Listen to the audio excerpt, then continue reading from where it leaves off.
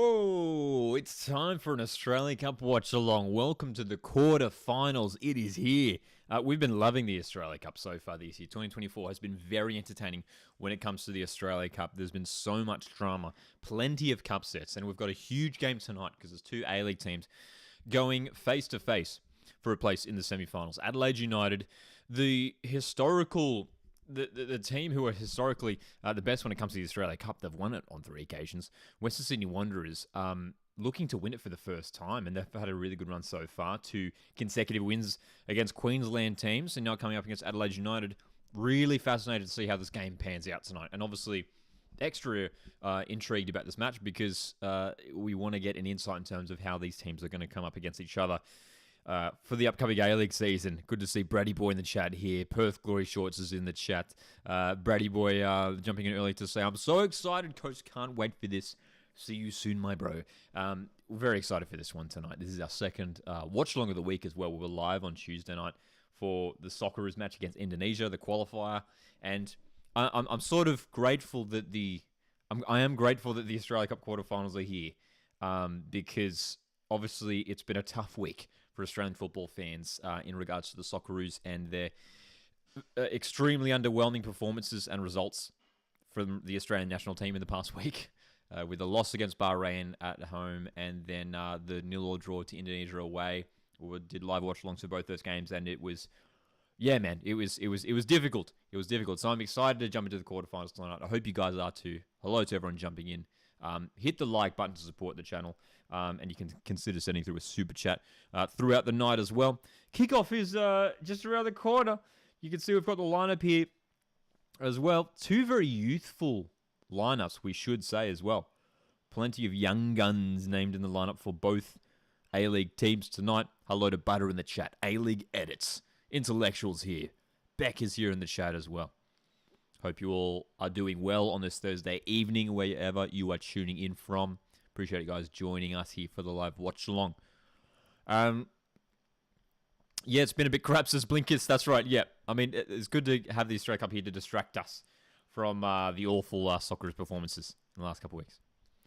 Is there going to be a Melbourne Derby watch-along, asks Ashton? I mean, there will be this season for sure. There will be this season. And as I look up to the TV screen, in front of me, the game has just kicked off here. If you're not watching the match and you want to tune in, it's available to watch on 10 Play if you're in Australia, so for free. The great thing about the Australia Cup is that all the final round matches are available to watch for free if you're in Australia, which is awesome. But just to go back to Ashton's question there, absolutely, I'm sure we'll be doing a watch-along for the Melbourne Derby round 3, as Adelaide are in with an early chance. Stephen Mork almost getting to it. How are we feeling, though? Opening minute here. What are your predictions? What are your emotions heading to this game? The expectations. But feel free to throw your score predictions in because I'm very curious to see who you guys think is going to win this. I tipped Wanderers. If you saw my quarterfinal predictions video that came out a few days ago, I backed Wanderers. I've been really impressed with some of the football that they've played in the Cup so far. Adelaide United have been good. Two wins for Adelaide United in the Cup so far, both ending 3-2. They were pushed to extra time by Blacktown City in the round of 32. Becca, you can watch the match on 10 Play. 10 Play. A-League Edits asks, are you planning to go to any A-League games? Of course! I know it's a month away. I think the Sydney Derby would be the best if you choose. As Wanderers come close here as well. Couple early openings for both sides. Of course. I mean, obviously being a Mariners fan, I'm going to be pretty much going to, well, at least every Mariners home game. And definitely lining up some away days. Would love to get to the Sydney Derby round 1. Tickets are already on sale, which is exciting.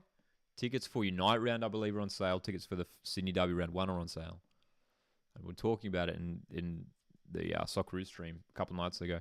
Well, I'm either going to be at the game, the Sydney Derby, or we'll be doing a live watch-along for it. So make sure to let you know what's happening in regards to the round 1 Sydney Derby when the date draws closer. Good to see Kraz Dog here in the chat. Hope you're doing well, mate. All right, so Western Sydney Wanderers, as we said, very youthful lineup, well, for both teams. I will keep an eye on how exactly these formations here is sort of the expectation of how we might see these teams play. Jesse Cameron looks like he might be lining up at right back. And is it potentially a back five for Western Sydney Wanderers? This is fascinating. I wasn't expecting Alan Stajic to play a back five, but Western Sydney Wanderers, for the first time in a long time, might be playing with 5 defenders tonight. I mean, they are, in terms of the players named, they have named 5 defenders. But I thought the expectation was that one of those guys would slot into defensive midfield, that Josh Brillante role. No Josh Brillante in midfield for tonight for Western Sydney Wanderers. That's a big blow for them, losing a little bit of experience in the middle of the park. I'm doing good, Krasdog. Thanks for asking, man. Blinkers says, I think Wanderers will get up. Adelaide have been a bit shaky in defence. Good to see Leanne here as well. Marcus here in the chat also.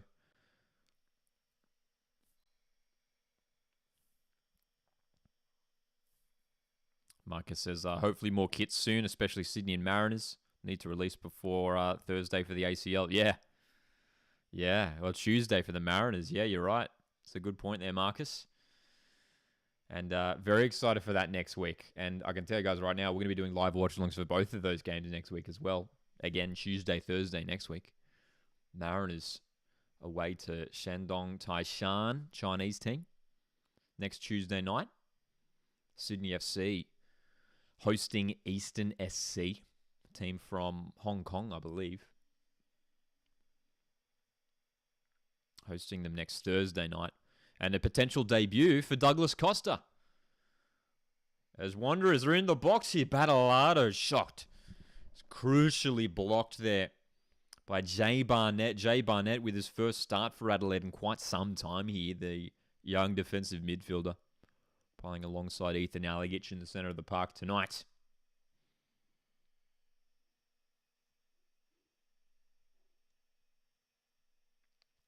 Would love to take a photo, says Brady Boy, if I'm at the Sydney Derby. I'll let you know, man.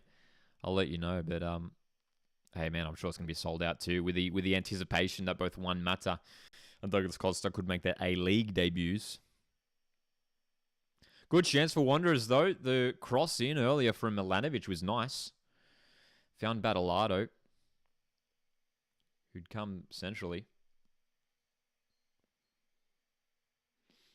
And again, we're just keeping an eye on how this Wanderers team is lining up. Is that maybe Alex Bonatig in midfield? Again, plenty of speculation in terms of how exactly they'll line up. But with the players they've named, still keeping an eye on it.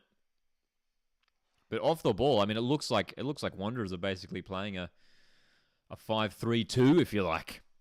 Will Juan Mata debut this game? No Juan Mata tonight. No Juan Mata.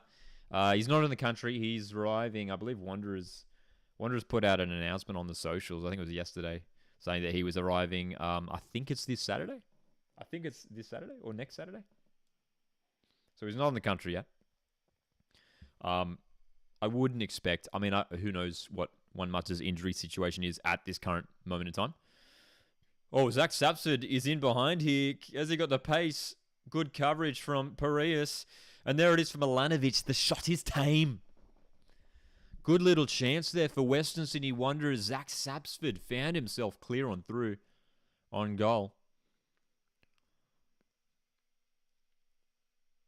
Wanderers looking bright in the opening 6 minutes of this game. Mato will arrive this Sunday, says Adam. Thanks for that, Adam. Leanne is backing Wanderers 3-1 as well. Blinkers asks, do you know if Sainsbury's due to play next week? Not sure, Blinkers. By the looks of things, Sainsbury did get some minutes in a preseason friendly against Sydney FC the other day. So it looks like he's fit. And I tell you what, if he's fit, he's starting. And dude, as a Mariners fan, I'm so excited about this potential Trent Sainsbury, Brian Kaltak centre-back partnership. That's so good, dude. It's gonna be awesome. It's gonna be awesome. Just going back to Juan Mata, though, I mean, with him potentially arriving this weekend, you wonder whether if Wanderers get through to the semi-finals. The semi-finals take place on the 21st and 22nd of September. Ayubi with a little header in the box. Can't get any power on it. Free kick Wanderers. With Juan Mata arriving soon, you'd imagine whether they'd try and get him fit and ready for the semi-final match. But he would have only been in the country for a week. I'd be really surprised if he played in the semi-final. But hey, if Wanderers got all the way through to the final of the Australia Cup, we know that the Australia Cup final is, I think it's Saturday, October 6th. It's like either 5th or 6th. It is Saturday, October 5 is the Australia Cup final. Who knows? That could be. I mean, what a game to debut in potentially for Juan Mata. An Australia Cup final. Imagine if he came on, like maybe comes off the bench and scores the winning goal for Wanderers to win them their first trophy in 10 years. I mean, what a way to start your Wanderers career. Ayubi with oh, what a goal! Austin Ayubi with a screamer. Oh my goodness. We have seen some bangers in the Australia Cup so far, and that one is right up there. Oh goodness. What a goal. Austin Ayubi, well, he scored one last time around in the round of 16. Look at this, though. So he's out on the left, cuts inside, finds a little bit of space, and oh my god, that is a stunning, stunning goal. 1-0 indeed, Marcus. Austin Ayubi for Adelaide United with one of the goals of the cup. That is incredible. What a golazo, says Leanne. Top draw, says Blinkus. What a strike. Austin Ayubi, a player who arrived mid-season last time around for Adelaide United. He arrived in January this year. Got some minutes here and there throughout the season for Adelaide. Didn't really become like a starting player for them, but starting consecutive matches here on the left wing. And tell you what a way to open this game. Austin Ayubi with an incredible long-range strike. What a goal. Dude, I tell you what, though, we've seen some absolute bangers in the Cup so far this year. The Marin Yakalish goal for MacArthur against Newcastle in the round of 16 was probably, well, I was about to say the goal of the tournament, and then I just remembered South Melbourne's goal. Yankovic's goal for South Melbourne from near halfway. I mean, that's got to be goal of the tournament. I don't think that's going to be beaten. Yankovic from a free kick from like 45 metres out. Went over everyone into the net. Marin Yakalish is up there with his strike. I'll tell you what, Austin Ayubi, that's at least top 3 goals of the final round so far. Aligatus asks, I know you're Australian, coach, but have you watched any of the UEFA Nations League? I haven't, to be honest. I've been focusing on the Australian stuff so far. When it comes to European stuff, I'll watch some of the major games. But don't particularly keep up to date with the UEFA Nations League. So what a start for Adelaide United, though. That is huge for them. Absolutely huge.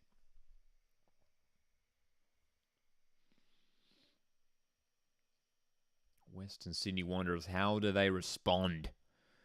Ninja A-League, that's right, Marcus. I see the emojis. For those that don't know, the A-League women's fixtures got released today, which is very exciting. And a new major sponsor, the naming rights sponsor, I should say, has been revealed. Ninja. Was it Shark Ninja? Ninja Shark, something like that? And now the A-League women's is going to be called the Ninja A-League, which is a crazy name, but I kind of love it, you know? Ninja A-League. Here come Wanderers down the left. Bartolado dispossessed by Dylan Parise, who's playing it right back tonight. And Dylan Parise does well to hold off the challenge. No foul called. Wanderers still on the attack. The cross from Clisby was dangerous. And Adelaide managed to get it cleared. Coasty Kickoff is in the chat. Hello to Coasty Kickoff. Hello to Brett as well. Brett says, came from a good team, the Metro Stars. I assume you're talking about Austin Ayubi there, Brett.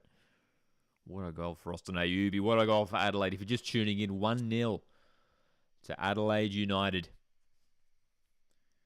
An incredible long-range effort from Austin Ayubi, scoring in consecutive games here for Adelaide. Look at Wanderers applying the pressure, though, high up the pitch. Brandon Borello wins it.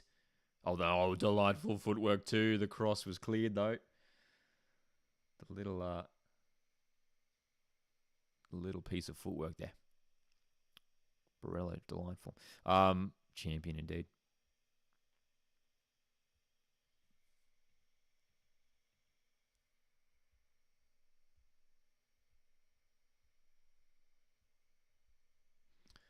So, Western Sydney Wanderers conceding early, the expectation, and by the looks of things from a lot of you guys, and we put out a poll earlier today as well. What's the expectation for this game? Who do you think's going to win? A lot of people seem to favour Wanderers, despite being the away side. But the Reds, they are the specialists when it comes to the Australia Cup, aren't they? They are just so good. They've won it on 3 occasions. It's been a few years since they've won it, though. Can they do it again this time around? 2024 Australia Cup, which is I'll tell you what, this year, the Australia Cup this year is up there as it's been one of the most entertaining Australia Cups to date. Pretty much drama in every game. Of course, we've got one team already through the semi-finals. South Melbourne defeating Hume City last night in extra time as well. 3-2 in the end. A very dramatic game down in Melbourne for that one.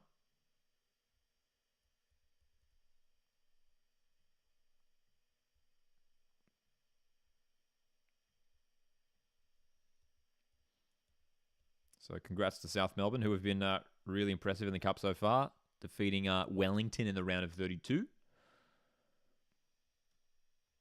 Adam says, what a cool small stadium, though. Yeah, it's nice. Service FM Stadium. A bit of NPL action gets played at this ground, I know. I believe the NPL South Australia Grand Final was played at this ground last week. What can I watch it on, asks Coasty. You can watch on 10 Play. Good thing about the Australia Cup final rounds, all the games, every game is available to watch for free if you're in Australia on 10 Play. I think sometimes for international viewers, Football Australia YouTube channel sometimes shows the games as well, which is good.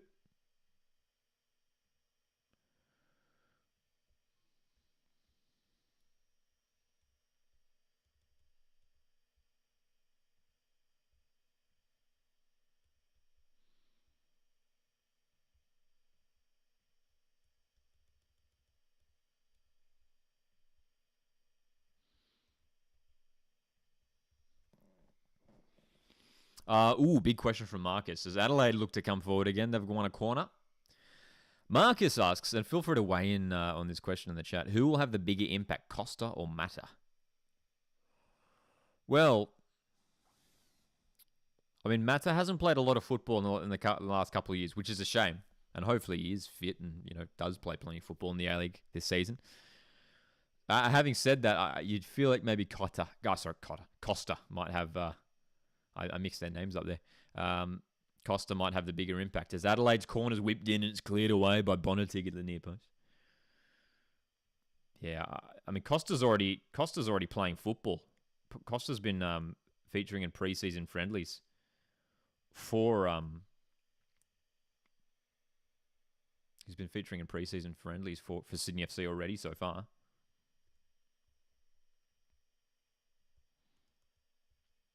Sydney FC recently playing friendlies in the past week against Newcastle Jets and Mariners.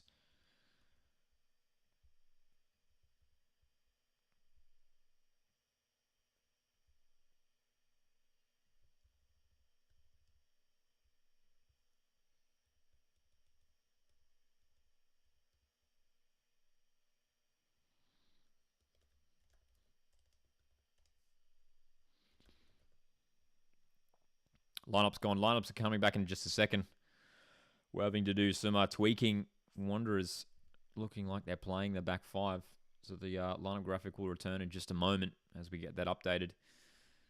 Western Sydney Wanderers, though, doing a lot of pressing. Looking to win the ball back high up the pitch. Bit of urgency about their play after conceding early here.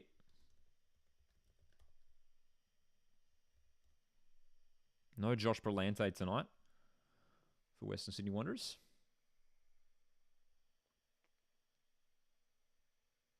Borello has been lively. That was a shot, dude.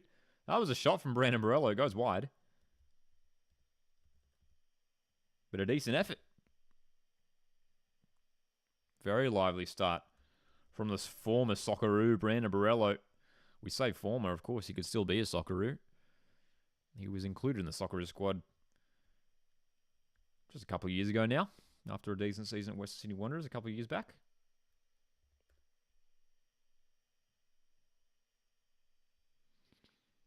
All right, lineup has returned, and here's how it looks for West City Wanderers. There was a bit of speculation in terms of how exactly they would line up, and it does appear to be this setup that we see here, a bit more of a 5-3-2, if you like, or that sort of a setup with Josh Berlante out, rather than bringing in a straight swap, bringing in another defensive midfielder there. 3 central defenders playing tonight for West Sydney Wanderers. Jeong Tae-wook, the new signing from South Korea. Looks like a really decent player. He's in there. Pantanzopoulos, young defender, playing in the middle of that back 3. And then you got Alex Bonatic, left-footed centre-back in there as well, who looks like he could be a key player tonight for, this season, I should say, for Western Sydney Wanderers. Shavin, you can watch the game on 10 Play. Thanks for that, Krasdog, as well. Are you going to go watch Ronaldinho at Joga Bonito Tour at Combank? I'm not going. I did hear about it, though.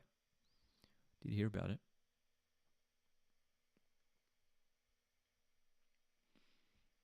Chance here for the Reds to get away on the counter-attack. Numbers springing forward for the home team, looking to double the lead. Parius. Clough with the pass in behind. It stays in play for Mork. Couldn't get the header on target. Adelaide. That was a speedy counter-attack from the home team. Stefan Mork arriving late in the box there. Leanne says, how do the Socceroos have 19 shots and one doesn't go in? And on top of that, 14, 15 corners? Absolutely incredible. Socceroos really disappointing, man, this past week. Don't remind me.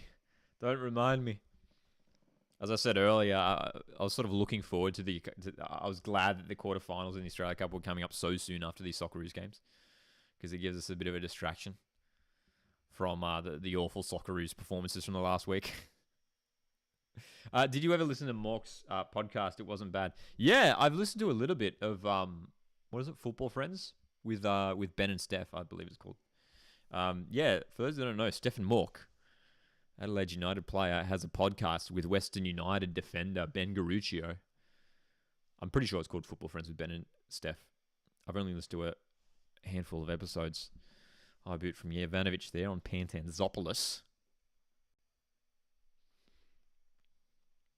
Sean Evans, the referee. If I'm not mistaken, I was watching some of the Asian qualifying highlights. I'm pretty sure Sean Evans was reffing a game over in the Middle East just a few days ago. I think he was reffing. I think it was Qatar UAE. I was watching a little bit of that. I think he was reffing that one just a couple of days ago. So big couple of days for Australian referee Sean Evans.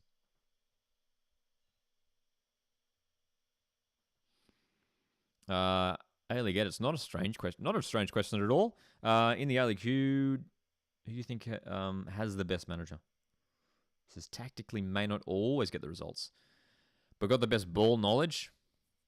The best manager in the A-League, like right now. Gee whiz. The best manager. I mean, like, I could easily be biased and say Mark Jackson. I mean, just what he did with the Mariners to win the treble last season in his first year in charge was just incredible, and probably won't be replicated again in a long time. So he's up there. He's up there.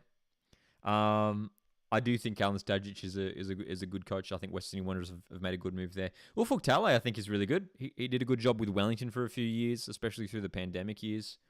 And Giancarlo Italiano did a fantastic job with his first year in charge at Wellington as well. So Brett says Calvert. Calvert's he's done like a solid job for Adelaide, hey? He's done a solid job for Adelaide. That obviously last year was a bit underwhelming for them. They missed out on finals a couple consecutive years playing finals under Calvet, though. They've been struggling to make it to the grand final, though. A couple of times knocked out in the semi-finals. Of course, last year they weren't in finals, but the 2 years prior to that, knocked out by Melbourne City and Mariners in the semi-finals. Yeah. Hello to New Jets in the chat as well. I feel like my top 6 prediction this season will be so difficult. It's getting hard to predict, isn't it? It's getting hard to predict, especially with some of the transfers that we've seen in recent weeks. And oh my goodness, big question from Krasdog. Who do you think is going to win the grand final this season? The A-League champion for this season. Look, a team that I'm kind of scared of is Melbourne Victory. I think they have the best squad depth in the league by far. Their first team is class, and their B team, like their second string squad, is so strong as well. So I think Melbourne Victory probably up there as favourites to potentially go all the way. I think Sydney FC will be very strong this season, and I was saying that even before the signing of Douglas Costa. But hey, if Douglas Costa can stay fit and produce for Sydney FC, there's a good Sky Blues team. It's been a while since both Sydney and Melbourne Victory sort of dominated as the two top teams in the competition, but it could happen this year. Brett says Adelaide United, of course. Love seeing the... we could definitely tell that Brett's an Adelaide fan. Good to see you in the chat here tonight, Brett. Thanks for jumping in. Coach, he says Central Coast Mariners. Yeah, new signing for Mariners today as well. This afternoon. Sabit Ngor signing from Heidelberg United. Exciting winger, 23 years of age. Looks like a really good pickup for the Mariners. A-League Edits also asks, other than Douglas Costa and Juan Mata and any new signings, who last season would have won the Ballon d'Or for the A-League? Well, the A-League's Ballon d'Or, is the Johnny Warren medal, and the player who won it is the player I would have given it to, and that's Josh Nisbet. I think Josh Nisbet was rightly awarded the award for player of the season. Just incredible. Topping the list when it comes to assists, and was a crucial part of Mariners' treble-winning season last time around. So Josh Nisbet for me. Look, bias aside, I think a lot of A-League fans would agree Josh Nisbet was probably the best player, if not like top 3. Marcus says Lolly. Lolly's up there. Lolly was great last season. Lolly was fantastic for Sydney last season, hey. Milanovic down the right, looking to spark something for Wanderers. That's good defending, though, from Ethan Aligic, covering Kito, who was a bit further up the park from his left-back position. Mork, bit of a coming together with Priestman. You see Adelaide trying to attack with a lot of pace getting forward. Bit of a physicality to this game as well. Some heavy collisions, and Austin Ayubi's now holding his arm. Bit of an awkward landing there. Could have been a potential shoulder dislocation there for Austin Ayubi, the goal scorer. Brett says Matt is no good. He's getting old now. He was a gun when he played for Manchester United. Yeah, dude. I mean, Manchester United won the UEFA Champions League with Chelsea in 2012, I think.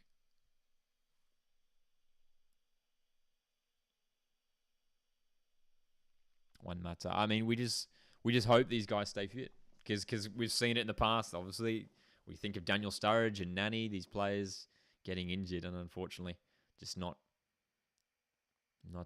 getting the game time in the A-League, as Aligic can't get the contact on the long-range shot. 26 minutes played in Adelaide. It's the home team who lead Wanderers here 1-0, courtesy of a fantastic goal from young winger Austin Ayubi. Goals in consecutive games for the Reds winger as they come forward again. Jovanovic. That's a good defensive intervention there from Anthony Pantanzopoulos, who's starting tonight for West Sydney Wanderers. Young central defender. Signed by West Sydney Wanderers last season. Didn't get too much game time in the A-League last year. But Pantanzopoulos looks like he could be set for a bigger role in the A-League team this year. A-League Edit says Nani was a bit of a disappointment. Hopefully Douglas Costa and Mata won't be the same. Fingers crossed. Fingers crossed. Who are you most looking forward to seeing in the A-League, asks Coasty. I mean, of course, goes without saying, I'm excited to see Costa and Mata. As a Mariners fan, though, I mean, Vitor Feijão, this Brazilian winger, I mean, he showed some promising signs in the Australia Cup match a few weeks ago. Excited to see how he goes. Adelaide goes short with the corner. Swung in. Now decent delivery. Milanovic is there for the defensive header. Decent turnout at Service FM Stadium in Adelaide for this game. Don't mind them playing these Australia Cup games, even if it's A-League teams involved at these smaller grounds. And as we were saying a bit earlier, nice little stadium, this one. What's the capacity? Can someone Google us the capacity of Service FM Stadium? Looks like it could be something, 4,000 or 5,000, something like that. Krasdog says, I won't be surprised if my Jets get last. Looks like we have the weakest squad going into this season. Lack of experienced players will hurt us this season. I mean, as a Newcastle Jets still haven't signed this striker from overseas that they've been talking about signing for a long time. There's been rumours going around online, but still yet to sign a starting striker. They have picked up Lockie Rose from MacArthur. Another young striker, Ben Wilson, signing for the club yesterday as well. Marcus is 7,000. Wow. Decent.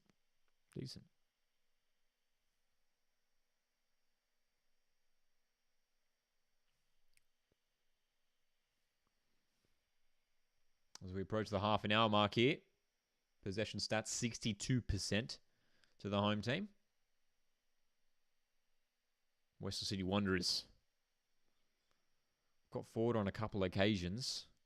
Yet to really test James Delianov in the Adelaide goal tonight. Reds looking to come forward again. Dylan Parillas playing at right back tonight for Adelaide United, I should say. He did play at Western Wanderers, of course, last season, Dylan Parillas. Right back, not a position. It's a position he played early on in his career during his time at Melbourne City and a little bit at Western United. When he was at Western Sydney Wanderers, he was utilised as a winger higher up the pitch. But no panache Medania tonight for Adelaide United means Dylan Parillas slotting in at right back. Adelaide corner here. Decent delivery. Too dangerous area. Kikianis misses it. Barnett goes down in the box. No penalty. Brett says it's good to see Travis Dodd back for Adelaide United. Yeah, I saw that. Travis Dodd, former Adelaide legend. Back at the coaching staff at the Reds. Good to see. Always great to see former players returning and helping out the club in any capacity. Travis Dodd spent time at Perth Glory as well. Didn't Jets lose Stammer? Asks Coasty. Yes, indeed they did. Big loss for Newcastle this season. Stamatolopoulos was so good for Newcastle. Easily their best player last season. Secured a move to Scotland. And off the back of that fantastic campaign last season, earned a call-up to the Socceroos a few months ago. Was not involved in the most recent squad due to injury, Apostolos Stamatolopoulos. But yeah, with his departure, man. With his departure. Like his Lockie Rose going to be enough? Adelaide, another corner. Delivery doesn't find a teammate for the Reds. They're still on the attack, though. Clough.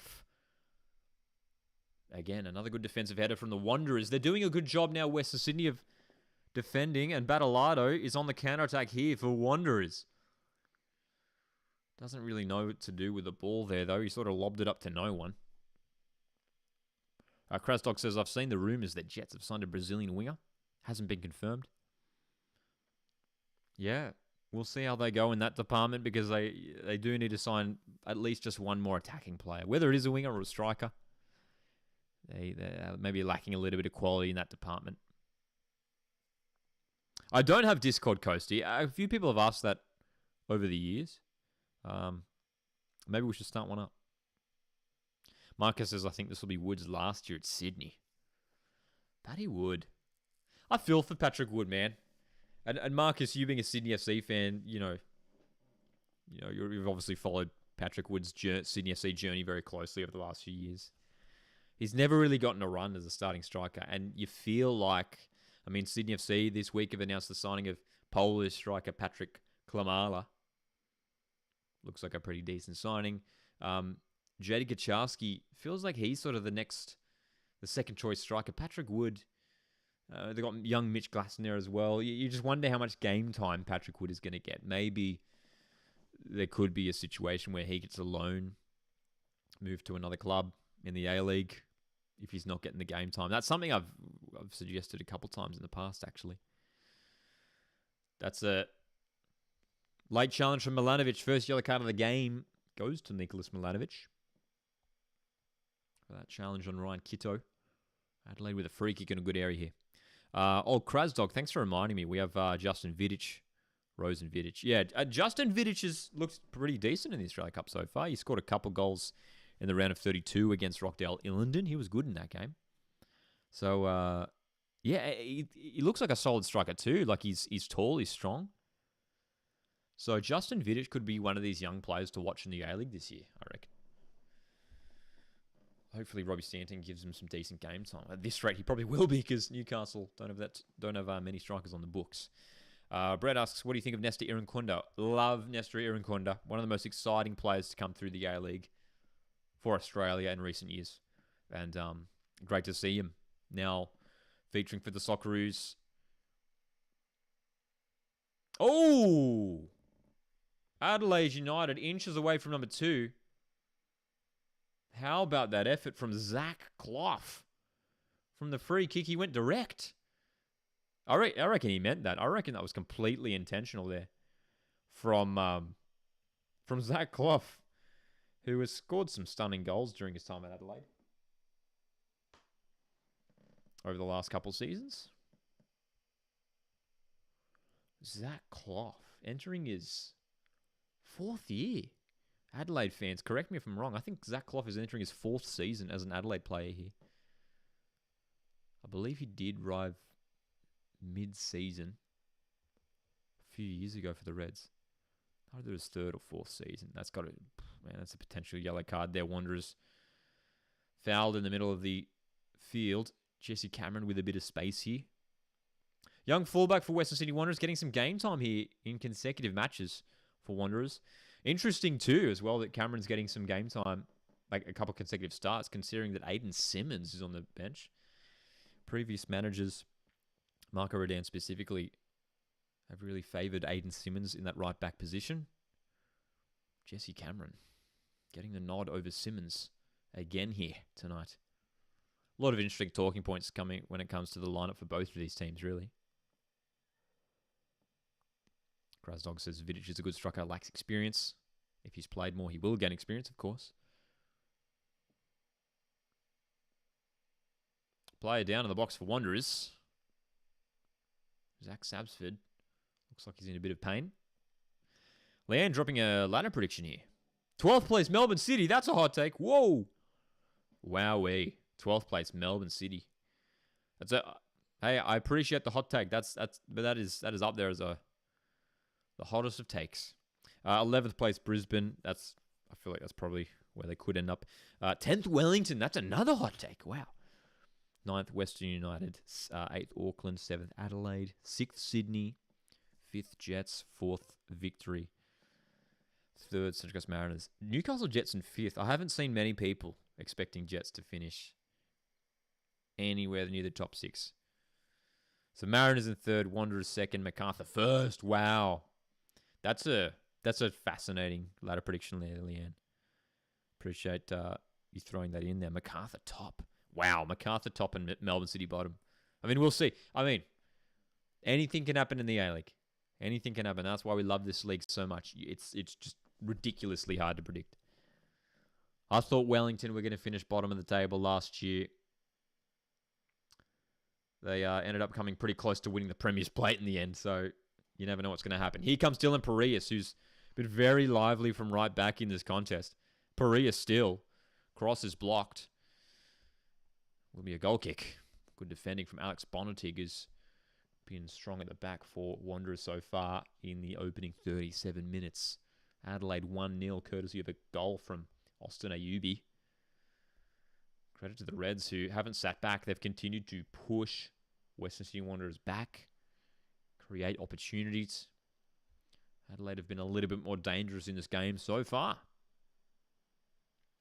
Good to see you guys tuning in for this live watch along tonight. Hit the like button to support. I appreciate it. You can consider sending through a super chat as well to help out here. Second watch along of the week. 2 days ago, we were watching the Socceroos. Unfortunately, draw 0-0 with Indonesia away. It's great having the mix of competitions of late. International football, Australia Cup. The A-League's only a month or so away. Intellectual says, why isn't Juan Mata here? Not in the country, unfortunately. Not in the country yet. Arrives this weekend. This weekend. So, hey, I mean, if Wanderers can get him fit in a week, he could potentially feature in the semi-finals. That is if Wanderers get through. Wanderers currently trailing here as we edge closer to half-time.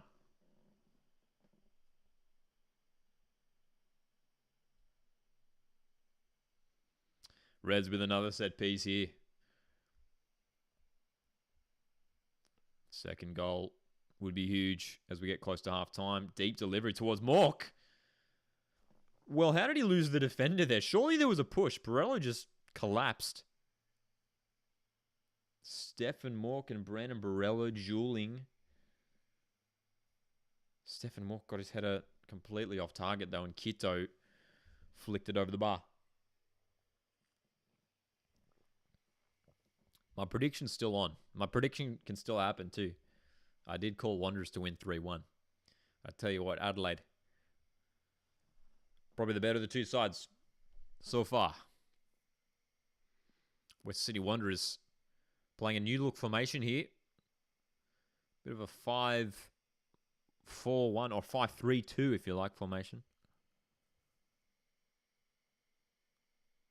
Very, very interesting move from Alan Stajic, who generally likes to play 4-4-2. Prius. Chance here for Adelaide.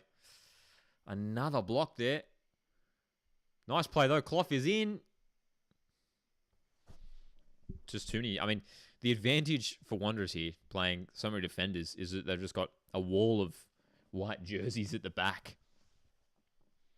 They're not letting Adelaide United get in behind.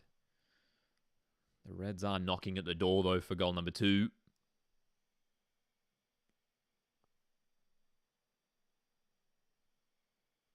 Forward ball. Clough in behind. Clough, decent delivery towards Ayubi, who was held back.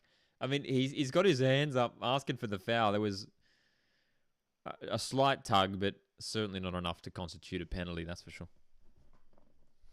No foul there, for me at least.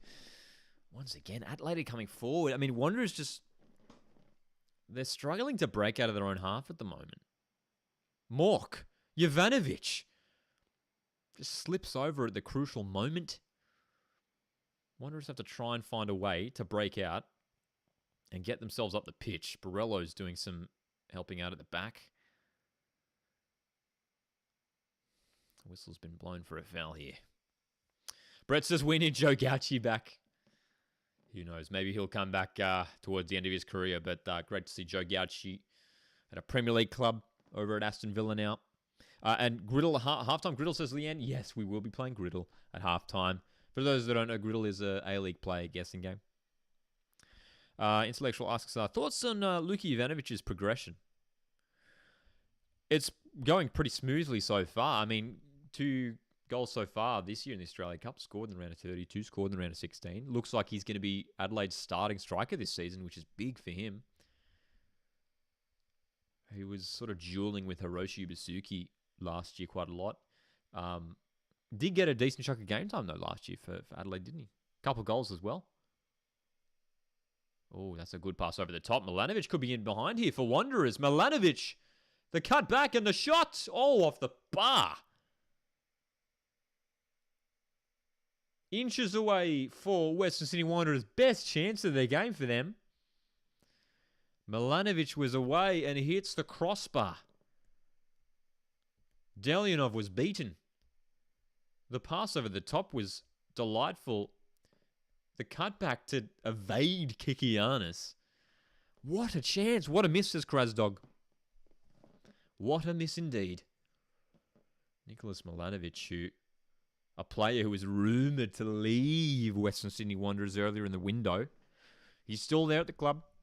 Of course, Wanderers did recently announce the departure of young Marcus Eunice to PSV over in the Netherlands. Big move for the young attacker.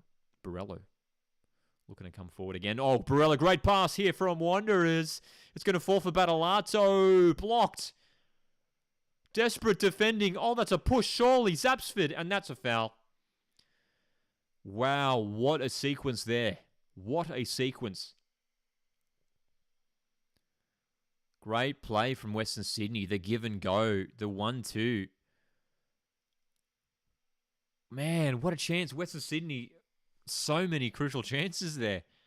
Shot by Borello. The shot from Battalato.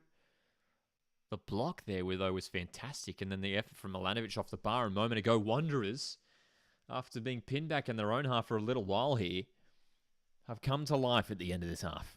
Hello to Boston in the chat. Good to see you here. Good save, says Krasdog. Was it a save? Did you get a hand to it? If you did, great save indeed. Hasn't really been many stoppages in this half. Might just get the 1 or 2 minutes added on. And then we'll be jumping into some Griddle at halftime to test the A-League knowledge. Red's got lucky there, says Kraz. Krasdog in the chat. Great to see you here as always. Great to see some familiar faces in the live chat here tonight, as well as some new ones. Boston says, I'm hoping for Adelaide tonight. So close to an equaliser a moment ago there, Western Sydney.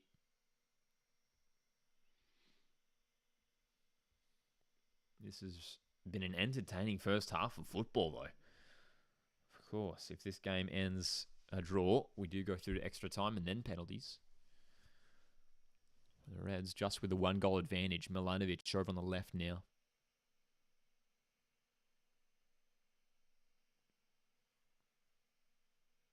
Reds have been pretty well organised in this 4-4-2 setup, or a 4-2-3-1 if you want to call it.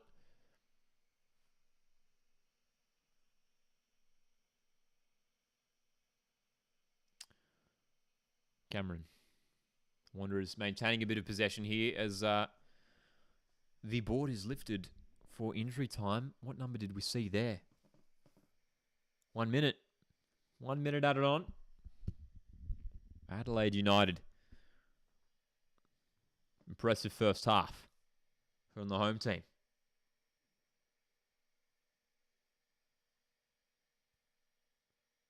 Ooh, that's a dangerous challenge.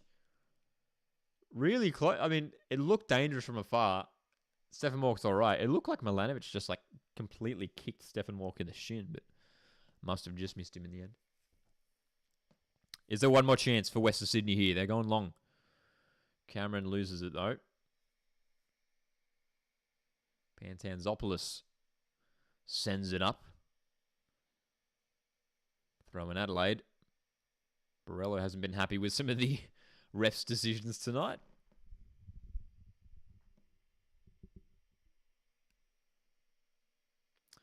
Kraslow says, Lockie, you're the only person that has ever said my name right.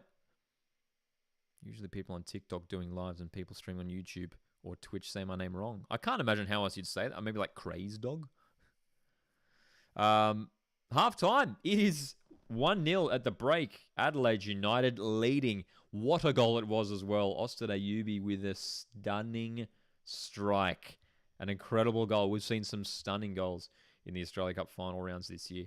And I'll tell you what, that one's right up there. Austin Ayubi. 9th minute, the goal came. Second half. Around the corner, Western Sydney Wanderers need a response. They had some good opportunities, especially towards the end there. All right. Boston says Milanovic should get a red for that. If he made contact, it was probably red worthy, but it looked like he was all right in the end.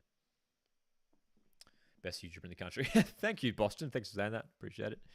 Marcus says, still want a centre back before fully confident.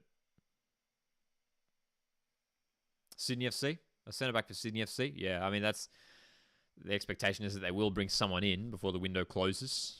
Ufuk has said that himself.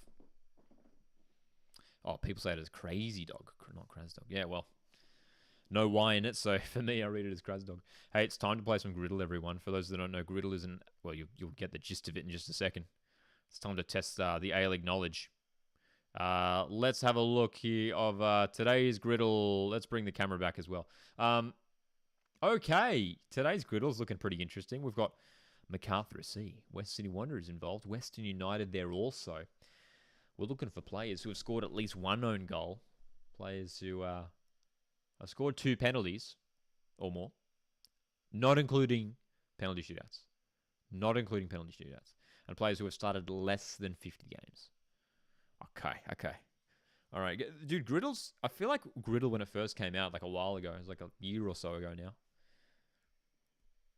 I feel like when Griddle first came out, it was kind of easy. Like most days were easy, but I feel like it gets trickier. There's some really like remembering own goals and stuff like that. Like that stuff's tricky. Hey, an own goal for MacArthur. I feel like I remember someone scoring an own goal for them last year.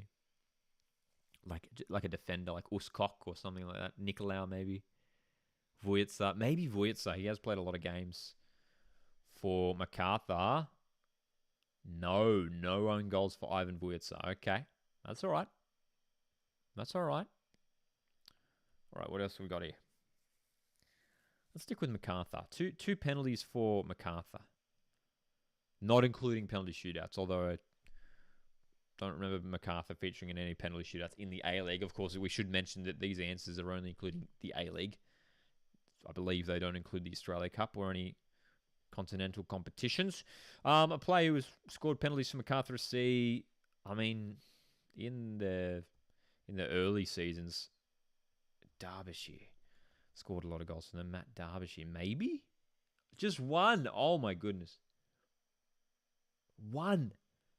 Close. Not a good start, though. We can bounce back. One own goal for Western Sydney Wanderers. Oof. One own goal for Western Sydney Wanderers. See, the own goal one always stumps me up, dude. Maybe Marcelo? I'm just thinking recent years, dude. No. This is an awful start. This could go down as one of our worst Griddles to date. I think my worst result is maybe like 5 or 6 out of 9. A Western Sydney Wanderers player who has scored at least 2 penalties. Surely like Shinji Ono.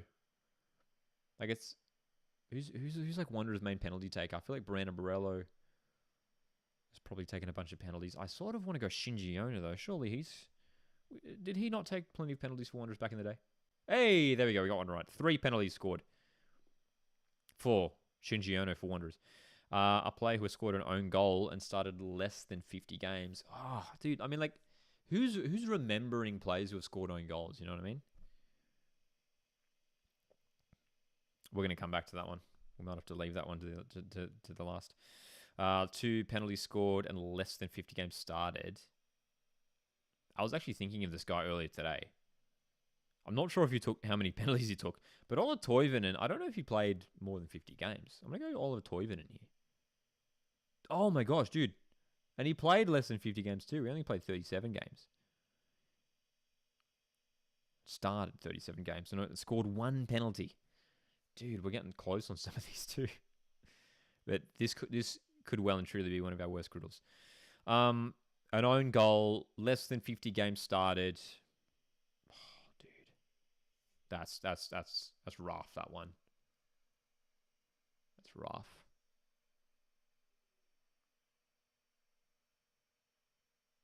Am I right in thinking that Tiger Harper, young goalkeeper for West City Wanderers, did he not accidentally score an own goal last year? Or did he just give the ball away? I feel like I remember a moment. Tiger Harper, young keeper for West City Wanderers, he played a couple of games. I can't remember if it was an own goal or if it was just an error. But I'm not going to think of anyone else. I apologize to Tiger Harper. But he only played 1 game too. Dude, this is going to be our worst Griddle to date. Less than 50 games started for Western United. Connor O'Toole. 2 games started. West Sydney Wanderers and Western United. We can go Nicholas Milanovic there. Player who's playing tonight in the game watching. Player who has played for Macarthur FC and Western United. There's a bunch of players we can go for there. We're going to go Tomislav Uskok. 4 out of 9. That is well and truly our worst griddle. But who's remembering players who have scored own goals? Come on.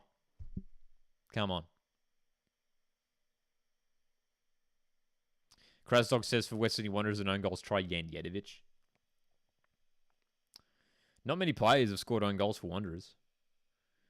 No Jan Jedovic there as well. Ante Kovic is in there. Ante Kovic. Tricky stuff. What about this last one down here? Wow, less than 50 games started and scored an own goal. Tricky stuff. Lockie, what's the name of your music channel? It's called Lockie. The name Lockie, but it's spelt differently. It's spelt Lockie.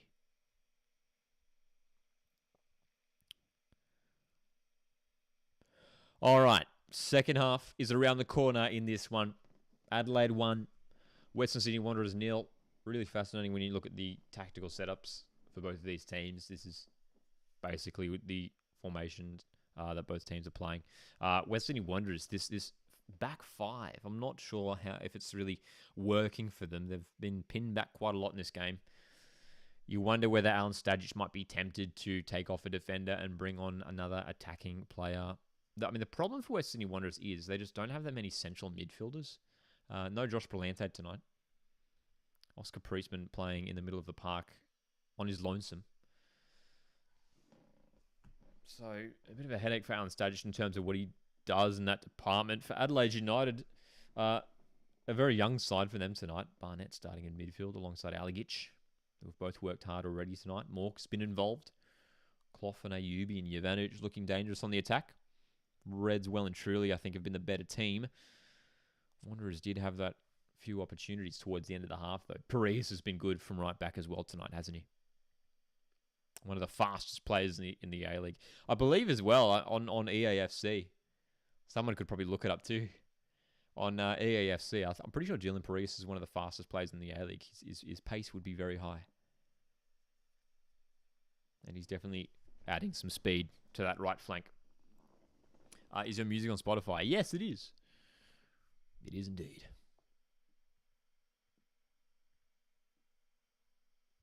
So, this is the second of the Australia Cup quarterfinals this week. 2 games coming up on Saturday. Oakley Cannons will be taking on Macarthur FC for a rematch of the semi-final from 2 years ago. So that will be one to watch on Saturday, Arvo. And then in Queensland, Moreton City Excelsior, who grabbed a big cup set win against Perth Glory in the round of 16, winning 3-2? 3-1? 3-2, of course. 3-2. Taking on Melbourne Victory. Melbourne Victory, I'll tell you what, looking like the favourites to go through and win this competition. They've been really impressive so far, scoring 8, only conceding 1. Could you please send us the link for your music channel on YouTube, because I couldn't find it. I think if you search like Lockie Music, I can't pull up the link right now, but if you search like Lockie Music, but it's spelled Lockie is the name. I appreciate you guys being interested in that though. Thanks. So, Adelaide United just have to try and hold out this lead, hold out this advantage. But I tell you what, despite taking the lead, they've been doing plenty of attacking in this game so far. Favourite European team, Lockie? Tottenham. Tottenham Hotspur for me. They're my team support in the Premier League. Which every time someone asks me that, the reaction to the answer is always interesting. But yeah, man, I'm a Spurs fan, so it's been great. Obviously have Ange Postecoglou in charge of Tottenham, and obviously a bit of a mixed start to the Premier League season for Tottenham and Ange Postecoglou. A few Aussies at Tottenham now this year. A few Matildas there, Hayley Rasso and oh my god, my brain's gone blank. Claire Hunt. Claire Hunt recently signed for the club, for the women's team, joining Charlotte Grant, who's already there. Appreciate that, Marcus, for dropping the link in the chat. So yeah, as well. I mean, Mila Jedinak as part of the one of the assistants at Tottenham at the moment as well, under Ange Postecoglou. And of course, as we know, Nick Montgomery and his assistant, Sergio Raimundo, now part of the coaching staff at Tottenham also. So there's a huge Australian/A-League connection to Tottenham. Krasdog asks, are you a Spurs fan only because of Ange? No, I've been following Spurs since I was, for many years now. I think it might have been like it would have been around like 2010 or something like that when I started following Tottenham when I was younger. That was sort of the team that I picked out. For me, one of my earliest Tottenham memories, like when I started following them, was like the game that sort of really got me into it was Gareth Bale scoring a hat-trick in the Champions League against Inter Milan. If you know, you know. If you know, you know. It would have been. I think that might have been 2011. I think that might have been 2011 or 2012 or something like that. Yeah, that was my first memory, and that I remember that game really got me into it. Gareth Bale, back in the day for Tottenham Hotspur. Luka Modric as well. I was a big fan of Luka Modric when he was at Tottenham. Must be a hard life being a Spurs fan. Yeah, it's like it's interesting, isn't it? I mean, there's been some decent seasons here and there, especially under Mauricio Pochettino, and the highlight was probably getting to the Champions League final a few years ago. But yeah, it's been really tricky over the last few years. Huge game coming up in the Premier League this weekend, of course, the North London Derby. Wishing Ange all the best in that game.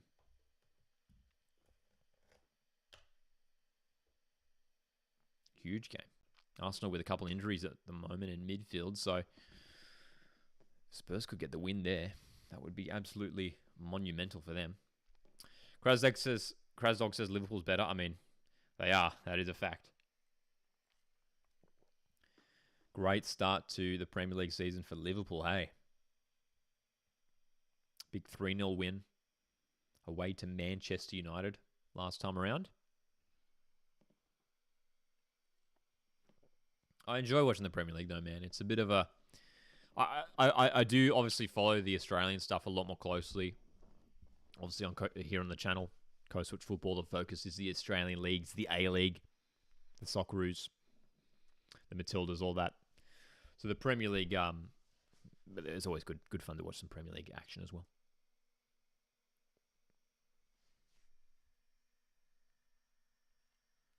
Tell you what, who's your guys' tips to win the Premier League this season? Who you're backing to win the Premier League this season?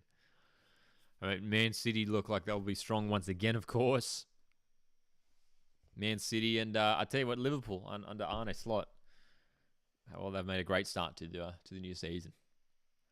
It feels like Man City will probably win it again, but I'd love to see whether it's Liverpool, Arsenal will probably go close again. Marcus says Arsenal, Leanne says Man City.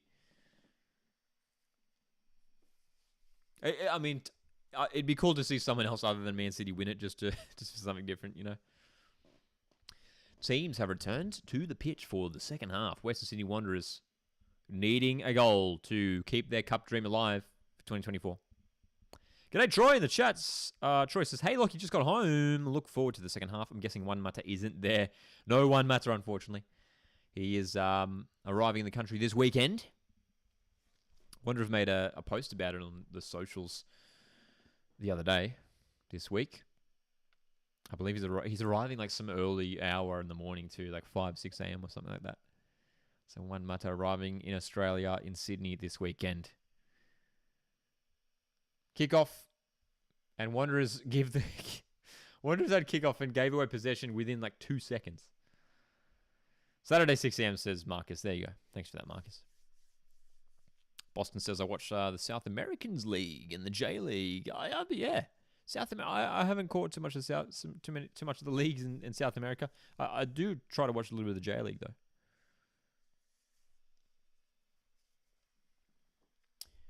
1-0 to Adelaide United. It was a cracking goal as well from Austin Ayubi, tonight's left winger for Adelaide United. The Wanderers.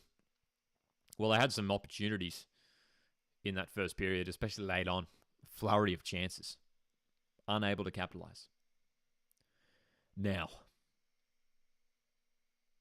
what can they do in the second half? We get to see a bit more control from Wanderers. They There was too many occasions where Western Sydney Wanderers, they just were getting pinned back in their own half. Adelaide controlling the ball. They can try and dictate this game, Wanderers. That's a good long ball because Zapsford has controlled that well. Some of the defensive work from Adelaide has been good tonight as well. Calvert will be very, very happy with that. Adelaide have been a little bit leaky when it comes to conceding goals over the years. Probably looking to sign at least one more defender as well. Adelaide, we should mention tonight. I mean, again, playing Isai as centre-back, which is not his usual position. Young Kiki Giannis in there as well. Adelaide United.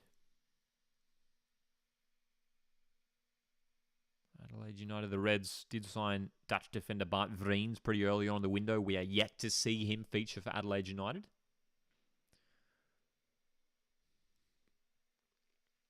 We should also mention as well, new player on the bench for West Sydney Wanderers tonight. Božidar Krajev could make his Western Sydney debut tonight. Krajev arriving at the Wanderers from Wellington Phoenix. Great signing for Western Sydney. Had a good couple of years at Wellington. It's a huge pickup. It's not the first time we've seen Wanderers pick up a Wellington player. You remember a couple of years ago when they signed striker Tom Ahmed from Phoenix.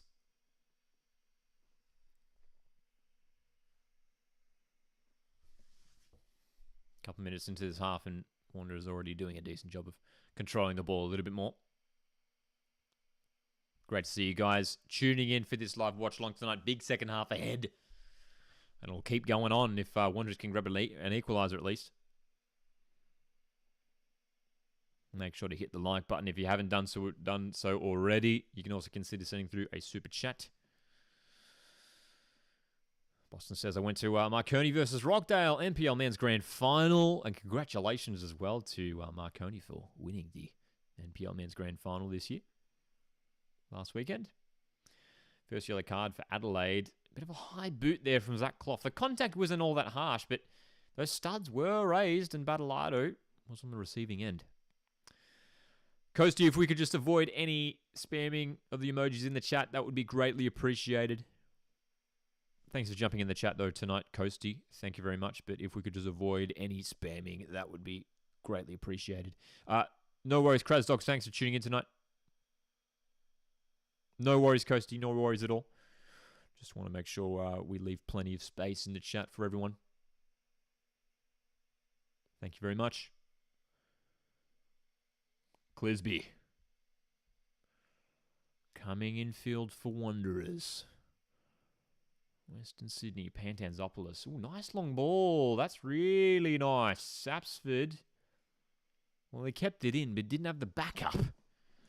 Bruno says, my friend, say hello from Brazil. Thanks for jumping in the live chat, Bruno.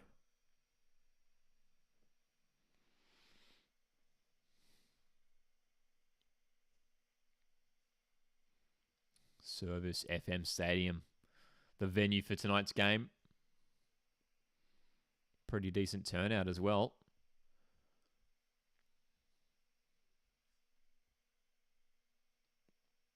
Home fans pretty happy up to this point. Adelaide leading 1-0. Wanderers applying the pressure high up the field and have an opportunity here. On the left, Brandon Borello's been really lively for Wanderers. His pass is offline. They'll come forward again with a throw, Western Sydney.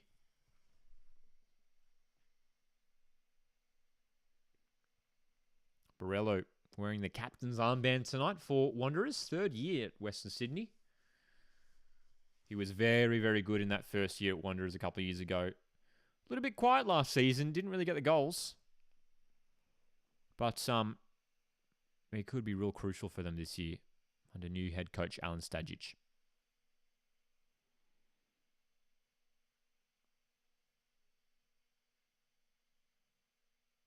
Cameron, not sure what he's doing there with his passing. Had Battleado and a lot of space in the middle. I have a question for all you Mariners fans, says Boston. Fire away.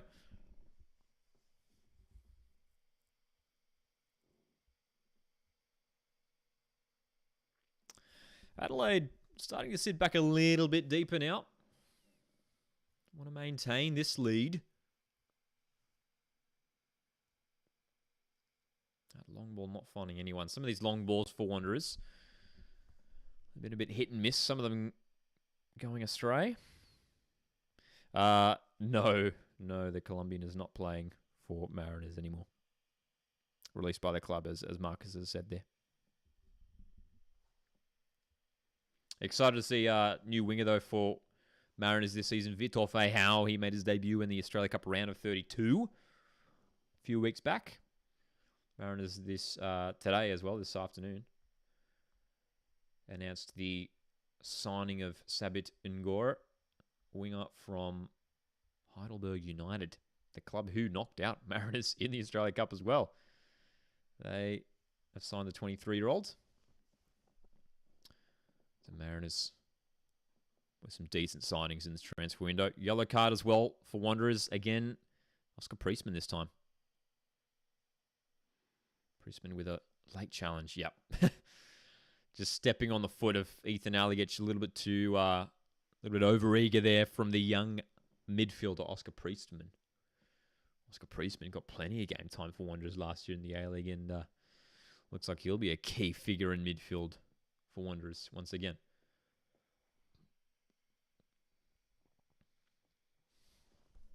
Sort of this, this formation for Wanderers is looking kind of weird. It's almost like Alex Bartolado is playing really centrally. It's leaving a lot of space on this right-hand side. I'm not sure whether Bartolado has been instructed to play a bit more centrally. There seems to be a lot of space being vacated in midfield areas for Wanderers, which is allowing Adelaide to really easily get their team up the pitch and push them back. I'm not sure. I am questioning this move by Alen Stajic to change formation to this 5-3-2. It's a lot of gaps. Yes, they've got 5 players at the back, but there's so much space being exploited in the midfield areas. Adelaide are doing a good job of that so far. Delianov, under pressure, does well to get it away quickly. James Delianov, the new number 1 at Adelaide after the departure of Joe Gauci to the Premier League earlier this year.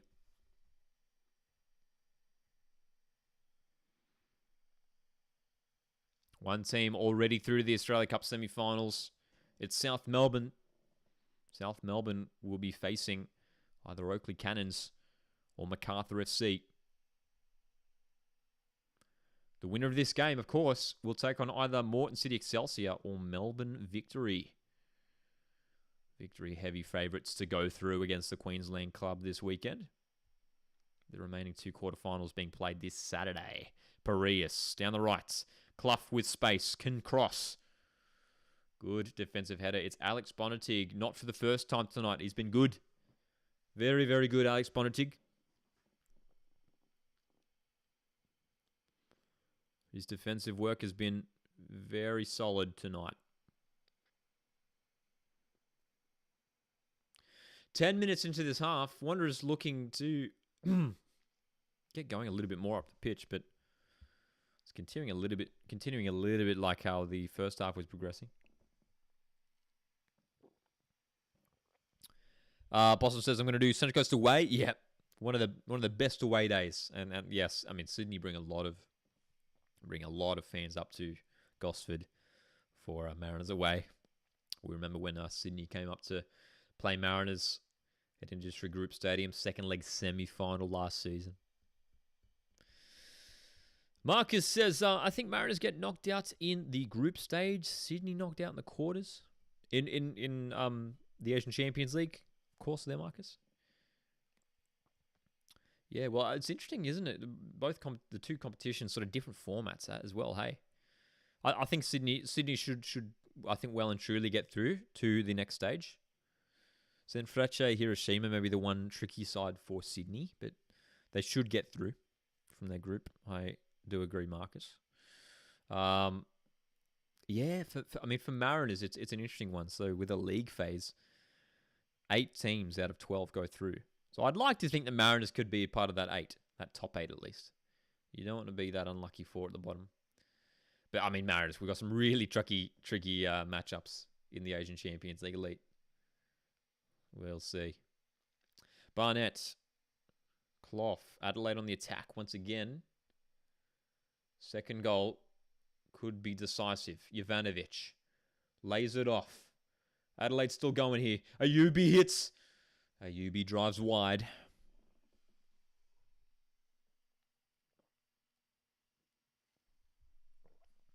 We don't talk about that game, says Boston. Not a game that would live fondly in the memory of Sydney fans. That's right, Boston. Marcus says we got robbed that night. Double change for Wanderers. Well, they are changing it up now. Doesn't look like it's going to be a change of formation, but Božidar Krajev is coming on for his Wanderers debut. Marcus Antonsen is on as well. Changes for Western Sydney Wanderers. Božidar Krajev, Bulgarian midfielder, great couple seasons at Wellington Phoenix. Real crucial player for them as well. Wellington probably really disappointed that they weren't able to secure his services for another season. But there's our changes. Antonsen as well. Up top, Swedish striker. With a point to prove this season. Marcus Antonsen. Little bit underwhelming. That probably has to be said last season. A few goals, but not enough. Not enough to lead Wanderers to a successful season. Here comes Krajev, though. First touch as a Wanderers player. Cameron in the box. Cameron hits. Oh! Well, young Jesse Cameron. This is a couple games for Wanderers. And almost scored his first goal for the team. That was a decent hit from the young defender. Decent hit indeed. James Delianoff. Great save. That's a stunning save from James Delianoff.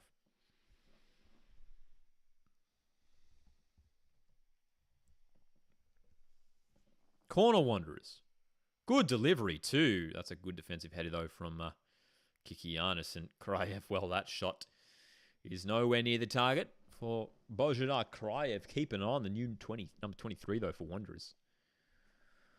Very versatile player as well. Can play in midfield or in an attacking position as well. Hello to Nama in the chat. Nama, Western City Wanderers fan. How you feeling about your side's performance so far, Nama?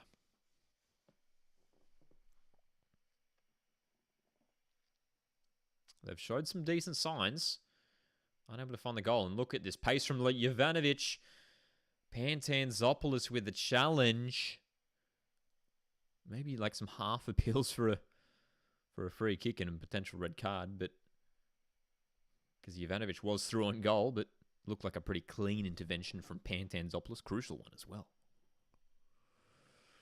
Boston says, Lockie, by the way, I'm not Cove. I'm Sydney passionate, but I know some of the Cove boys.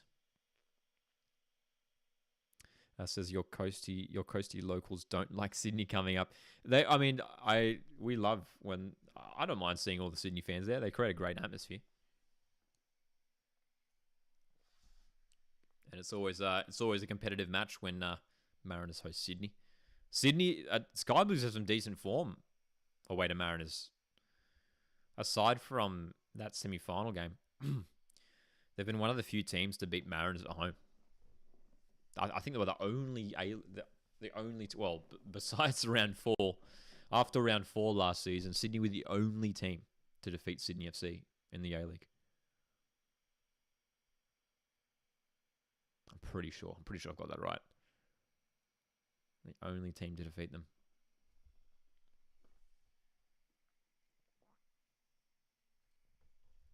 An hour of football played in Adelaide. The Reds lead 1-0. Austin Ayubi with a incredible goal in the 9th minute.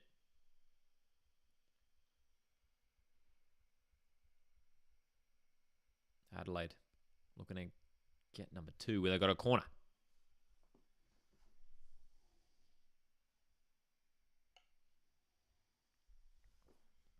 Worked hard tonight. Ayubi got his goal, providing some decent threat from the left wing.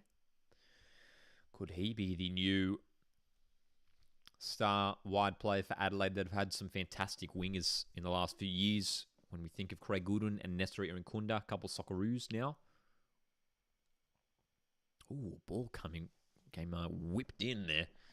Was that cloth straight to the hands of Wanderers keeper Vidakovic? Of course, no Lawrence Thomas again in goals tonight.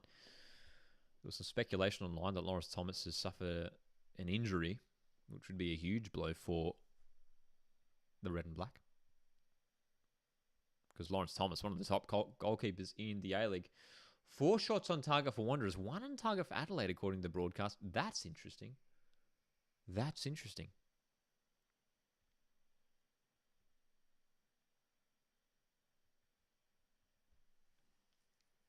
What's your thoughts on this season? First of all, I just want to say how excited I am for this season to get underway. The Australia Cup has been great, giving us just that little bit of taste of club football in Australia, at least when it comes to the A-League teams. And cannot wait for the A-League to get underway in just over a month.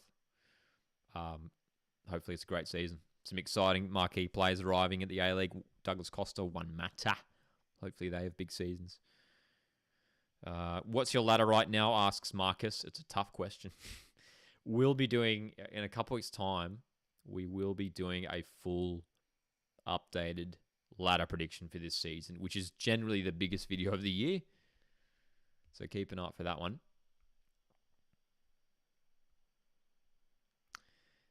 And I feel like in my head, I've got my ladder prediction pretty well sorted out. There's a few teams I'm probably tossing up on.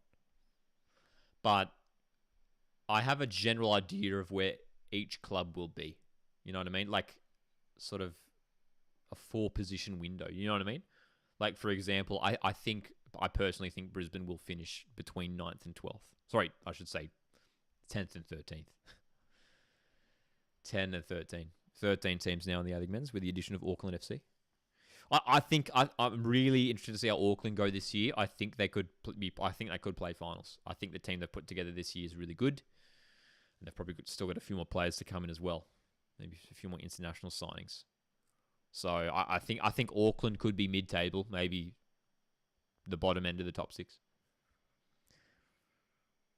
I think in terms of top 6, I think Victory are pretty much a lock. I think Sydney's probably a lock as well. I think Mariners and Wellington are a lock too. I don't know where they're going to sit in the top 6, but they will be there.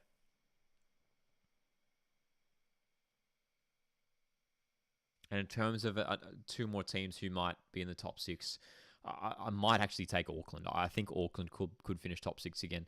I think a lot of people are underrating MacArthur again. I think they could finish in finals once more. Maybe Wanderers. Melbourne City might be one of those teams to slip a little bit. Yeah, and a lot of these teams from the bottom half, they're just not seeing enough to suggest they're going to, crash the top 6. I'm talking about the likes of Perth Glory, Newcastle Jets, even Adelaide. Like who knows? I might be surprised, but yeah. Boston says Victory mid-table. I mean, you look at the players they got, they should have a good season. Nama says, is it just me, or is the Douglas Costa signing a risky signing made by Sydney FC? If he fails, it could affect Sydney FC. If he gets injured, to be fair, they've got some good players who could come in. They've got good depth, Sydney FC. So I think, look, if he doesn't work out, which would be a real shame, if it doesn't work out for Douglas Costa, they've got some good young players to come through. On the broadcast, they've just shown the cross stats. 27 crosses for Adelaide. Just 4 crosses for Wanderers. That sums up how these two teams play. 27-4 when it comes to crosses.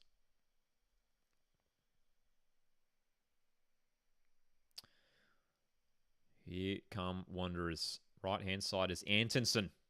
Oh, good run too. Antonsen still. And the shot.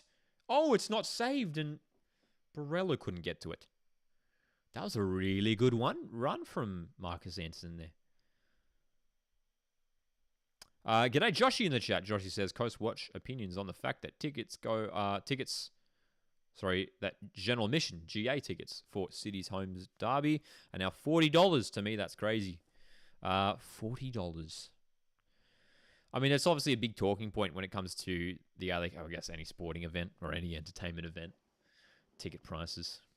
Yeah, I was looking at ticket prices for the Sydney Derby too. They were slightly more expensive, weren't they? Nama says, who do you think will be Wooden Spoon? Nama says Western United. Yeah, I don't see Western United charging up the table this year. They could well and truly pick up the Wooden Spoon. I personally think Brisbane will struggle this year. They just don't have the squad, in my opinion, to have a successful season. So they're the teams for me that I think could finish towards the bottom.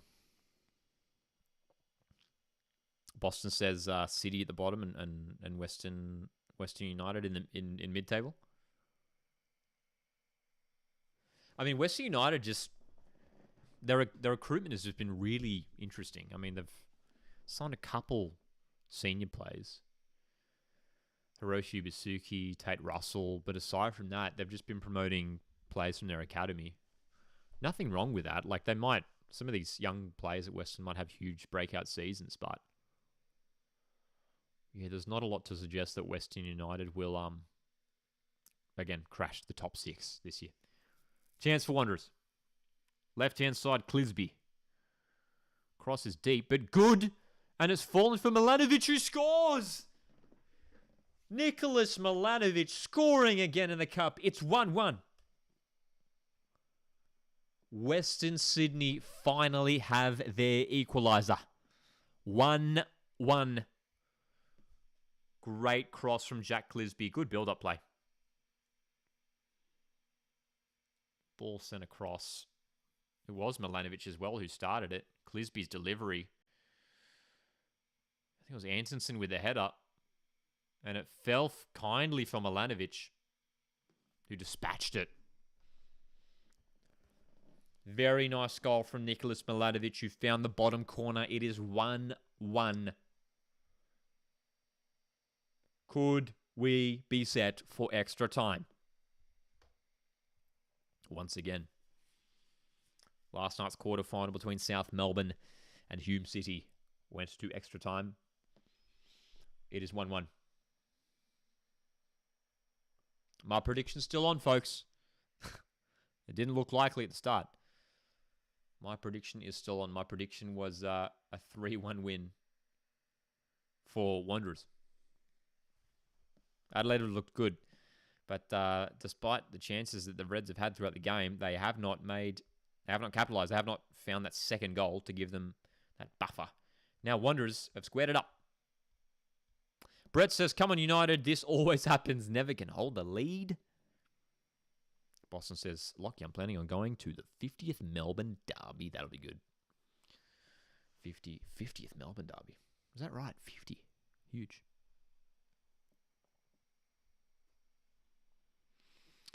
Boston asks, Josh, who's your favourite Melbourne club? I believe Joshy is a Melbourne Victory fan. Great to see Joshy jumping in the chat tonight.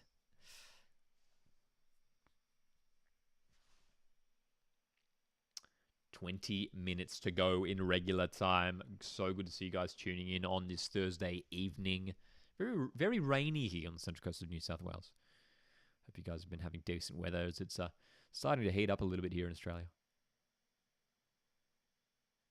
Make sure to hit the like button if you haven't done so already. You can also consider sending through a super chat.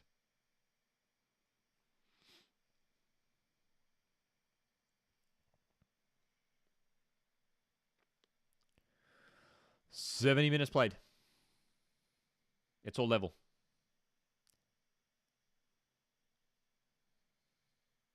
Wanderers starting to look a little bit more dangerous now.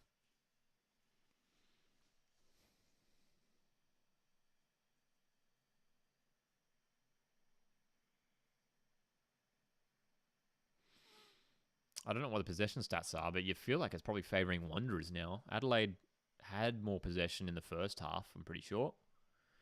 But the Wanderers controlling it quite a lot at the back here. Three central defenders. Jeong Tae Wook on the right. Pantanzopoulos playing centrally. and Alex Bonatig. They've all been they've been good tonight. The defenders for Wanderers have been really solid. And for the last couple of games in the Cup for Wanderers, we have seen them sort of play this 4-4-2. But now tonight with this fresh 5 at the back setup. Could this be the way forward for Wanderers this season? Maybe. To be fair, they don't have that many defenders on their books. They don't. Double substitution for Adelaide United. 2 youngsters coming on. Johnny Alt and Ethan White. Fresh legs. Ashton asks, how will Mata fit into this team? Your opinion on his signing? I think it's a great signing, huge signing for the A-League. How will he fit into the team? I went into it in a little bit of depth in a video that I put out last week in regards to Mata's signing. So you can feel free to check that out on the channel. But I think it'd be interesting to see how he does set up. I mean, in this current setup, I don't think he'll play as one of those 3 midfield players. I don't think he'll play out wide either. Probably doesn't have, he probably doesn't have as much speed as he used to.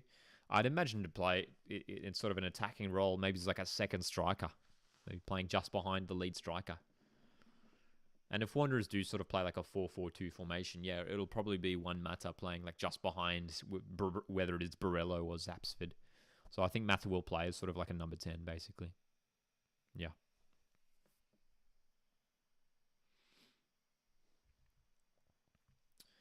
Who came off in that double change there for Adelaide United? Bit of an injury concern here as well for Pantanzopoulos. He is currently receiving a little bit of treatment.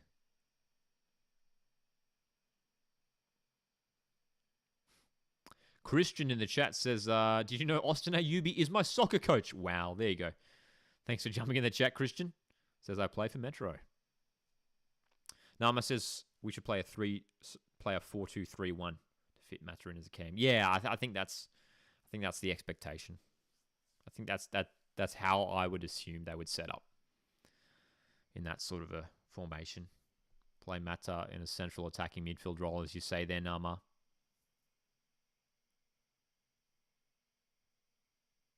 Cheers, Christian. So, we are approaching the latter stages of this contest. 1-1. Ayubi scoring in the 9th minute. Stunning goal too. Then Nicholas Milanovic equalising in the 68th minute.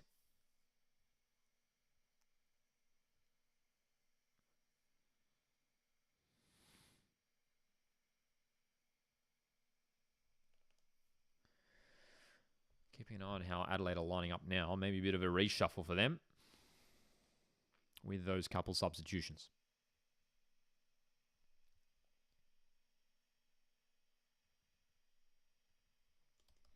Ayubi has come from the field though. Huge game for Austin Ayubi, scoring a stunning goal.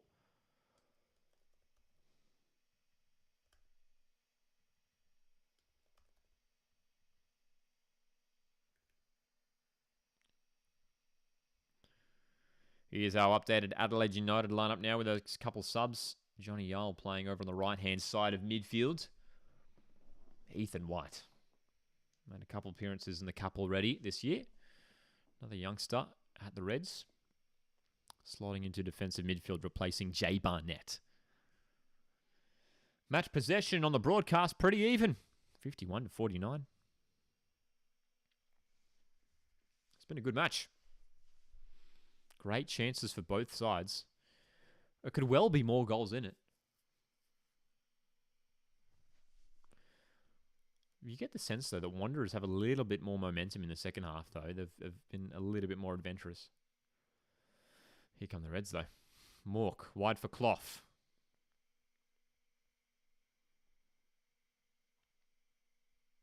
Zach Clough swings it in. Over everyone. Out for a goal kick. What channel is it on? Thanks for that, Joshy. Indeed, it is 10 Play. 10 Play. Joshy says, I've never heard of Vidakovic. Where was he before Western Sydney Wanderers?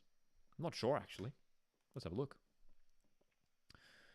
If anyone can beat me to it, let us know. But Vidakovic, young goalkeeper, Now we're at Western Sydney Wanderers.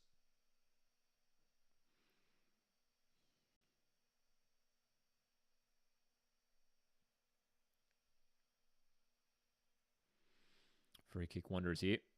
Looks like they've made another change as well. Tom Beadling's on the pitch.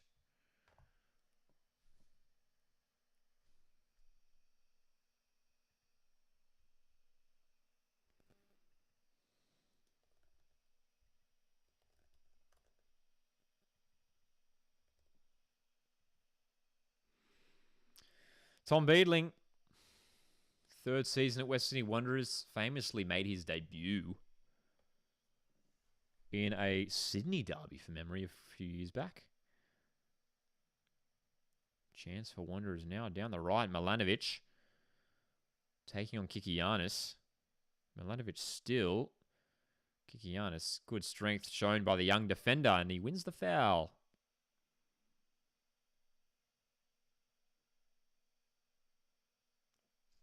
Intellectual asks, will Adelaide ever get a marquee signing, Lockie? Maybe one day, but yeah, I guess in terms of the finances, they're one of the smaller clubs in the A-League. Don't necessarily have the financial power of, well, the likes of Sydney and Wanderers and like Melbourne Victory and Melbourne City. Could happen one day, but yeah, man, we'll see. We'll see. I mean, they signed Romario back in the day. They have had some big players at their club.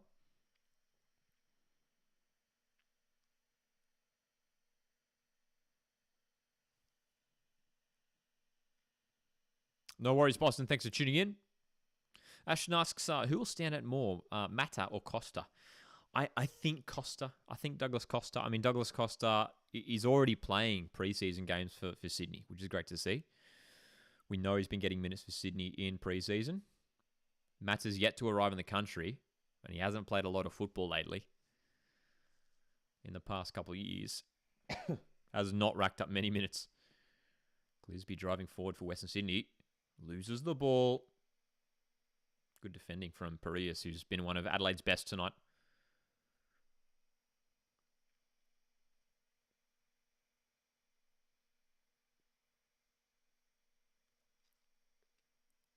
Yeah, I think Douglas Costa. If I had to pick one right now, I think Douglas Costa, hey, might be a little bit better. Might have a bit more of an impact. It's sort of unclear right now in terms of how much of a role Mata will actually play. Like, he might be sort of a Milos Ninkovic player where he doesn't really start much. He sort of comes off the bench here and there.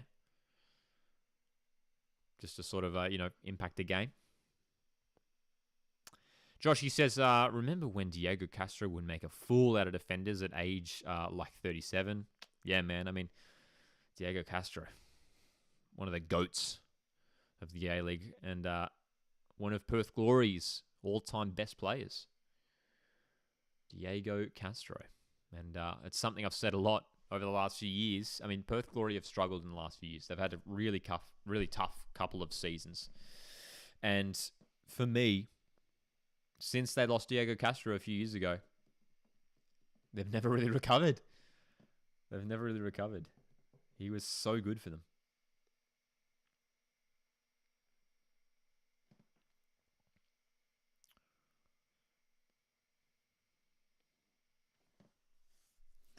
Wanderers really struggling to get this ball clear. The foul is committed. Yal barging into Kraev. We are 10 minutes away here from 90 minutes from entering injury time, and then potentially extra time awaits us. Adelaide 1, Wanderers 1.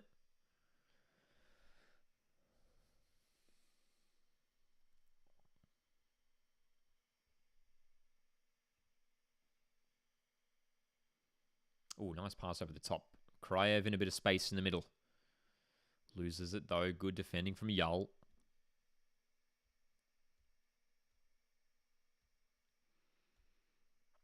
Will one of these teams be able to make the breakthrough late on here? Adelaide, the home team, will be disappointed if they don't have a comfortable lead here at the end. Had some great chances, especially in the first half. They were really good in the first period, Adelaide. Couldn't find goal number 2. Western Sydney Wanderers. Credit to them for digging deep. defending well, equalising, and are keeping their Australia Cup dream alive. They've never made it to the final of an Australia Cup before, Western Sydney Wanderers. Adelaide United have been there on numerous occasions. They've won it 3 times. This would be a pretty monumental victory for Western Sydney Wanderers if they could come away with a win here away from home. And then we'll play either Moreton City Excelsior from NPL Queensland or Melbourne Victory, A-League Giants. Tell you what, that would be a crazy semi-final. Well, either of these teams taking on Melbourne Victory, that would be a huge semi-final. South Melbourne already through to the semi-finals. Joining them will be also either Oakley Cannons or MacArthur FC. That semi-final, both the remaining semi-finals being played this coming Saturday. Ashton asks, what do you think about the team that Patrick Isnorbu is creating at Victory? It is strong. It's looking good. And their couple cup games so far have been very impressive. Scoring 4 goals on both occasions. And they've got great depth too. Great depth. Melbourne Victory.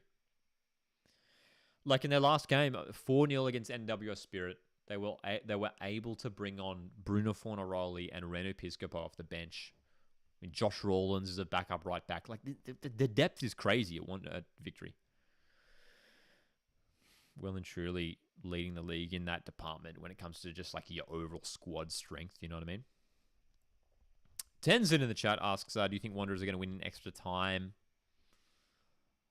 It's so hard to call, honestly. It's so hard to call. This one's been super tight.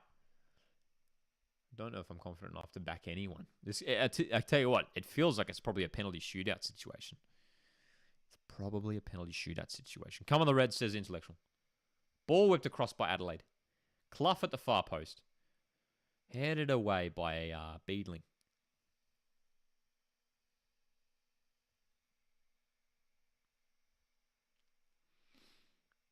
Clough coming forward. The Reds starting to commit some more players forward now. Brett says Adelaide has this game.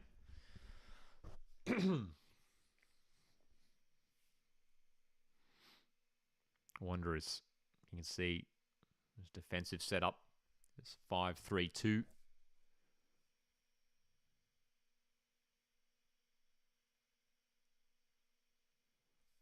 Chipped over the top by Alagic. Kito keeps it in. Appeals for a goal kick, and they've got it. They've got it. Nama with a comment here in regards to the Socceroos. Says Graham Arnold needs to leave and get Tony Popovich as his replacement. Yeah, that was one name that came up quite a lot in regards to the Socceroos coaching situation. Tony Popovich, if he's available, if he's keen, I think it'd be worth giving him a run as Socceroos coach. That'd be interesting to see. Would love to see Kevin Muscat in that role, but Tony Popovich feels like a pretty realistic option, hey? Here comes Yull for Adelaide. Still going. Still going, Yull. Adelaide are in. Oh, it's cleared away. Stefan Mork so close. Tommy Beadling clears, and Mork is hurt. Desperation from both teams. Yull. Oh, what a chance, dude. What an opportunity. Oh, that's heavy, heavy collision there. Stefan Mork could actually be really hurt here. Great work from Yull to create the opportunity, but Stefan Mork crashed into Jong Tae-wook, sorry, apologies. Stefan Mork here. Well, he's up, which is good to see. He's up, but I tell you what, might have some bruised ribs after that clash. Ashton says, I did not watch Jing Reese much for Central Coast Mariners. How was he for them? Very good. Fantastic player. Scored a few goals for Mariners last season. Got a decent amount of game time too. Versatile too. Can play up top or out wide. And very pacey. Very pacey. Tall, strong, fast. Good in one-on-one situations as well. Actually scored a goal against Melbourne Victory.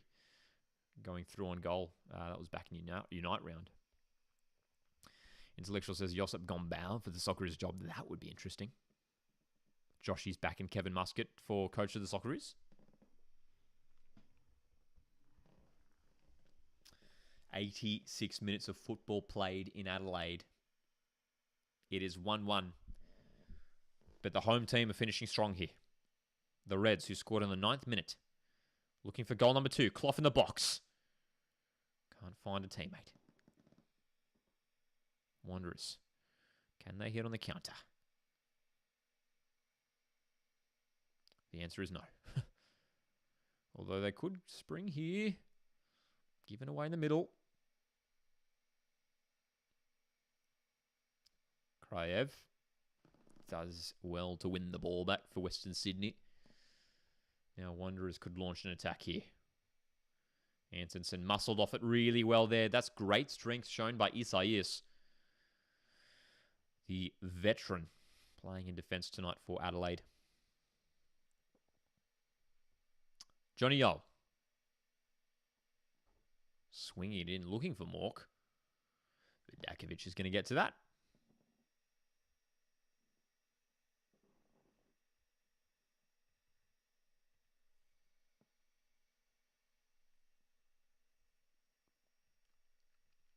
Just feels like this game's going to extra time, doesn't it? It just feels like we are just destined for half time.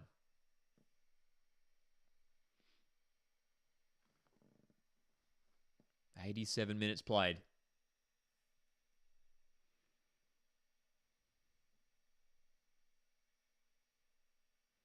We might see a couple more subs before regular time expires. Adelaide down the left.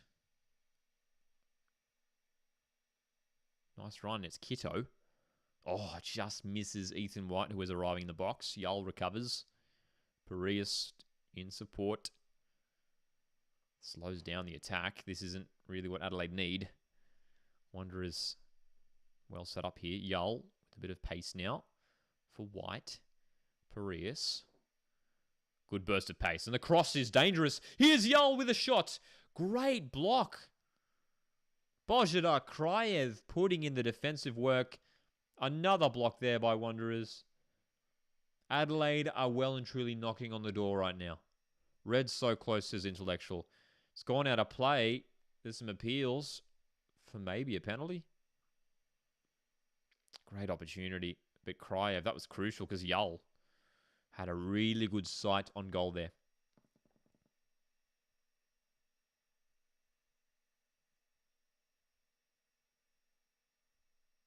Come on, United, says Brett. This game is tense, says Intellectual.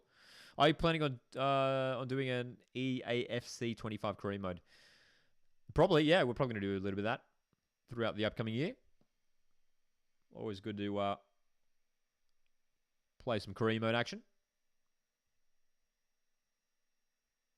I can sniff a goal, says Intellectual.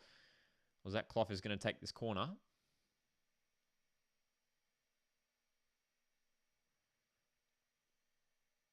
Not sure what we are awaiting here from the referee. There's a sort of stoppage in play. Has there been a substitution, perhaps? Stephen Walk perhaps getting treated off the pitch. He's arriving late to the box after that heavy collision with Jeong Tae-wook a moment ago. Clough to deliver. Seconds ticking by. Short delivery. The give and go with Jovanovic. Alagic in space. Great slide tackle. Wanderers could hit on the counter here. Wanderers can go. Look at the white shirt streaming forward. Borello needs to find the pass. What is he doing there? Brandon Borello, he had 4 jerseys just flying ahead of him. Great opportunity, dude.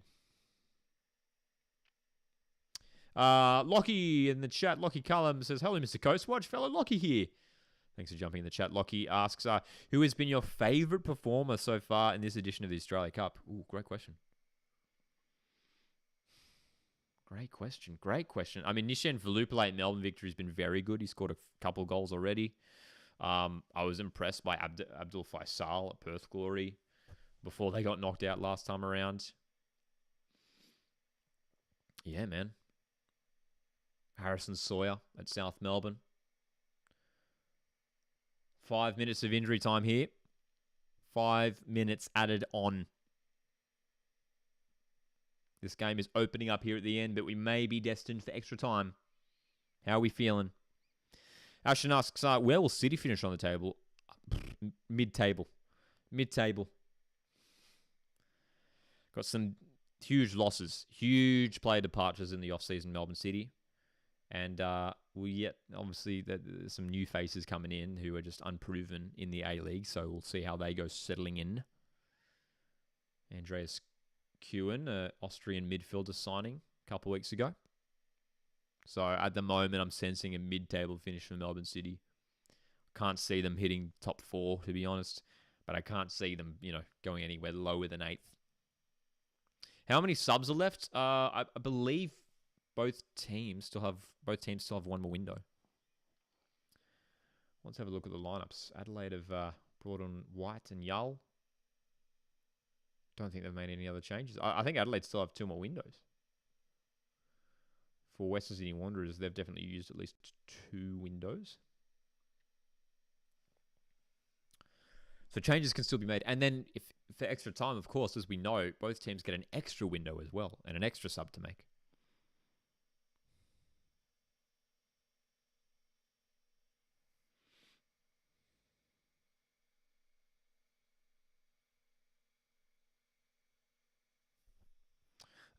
Lockie says Vidmar ball is not it.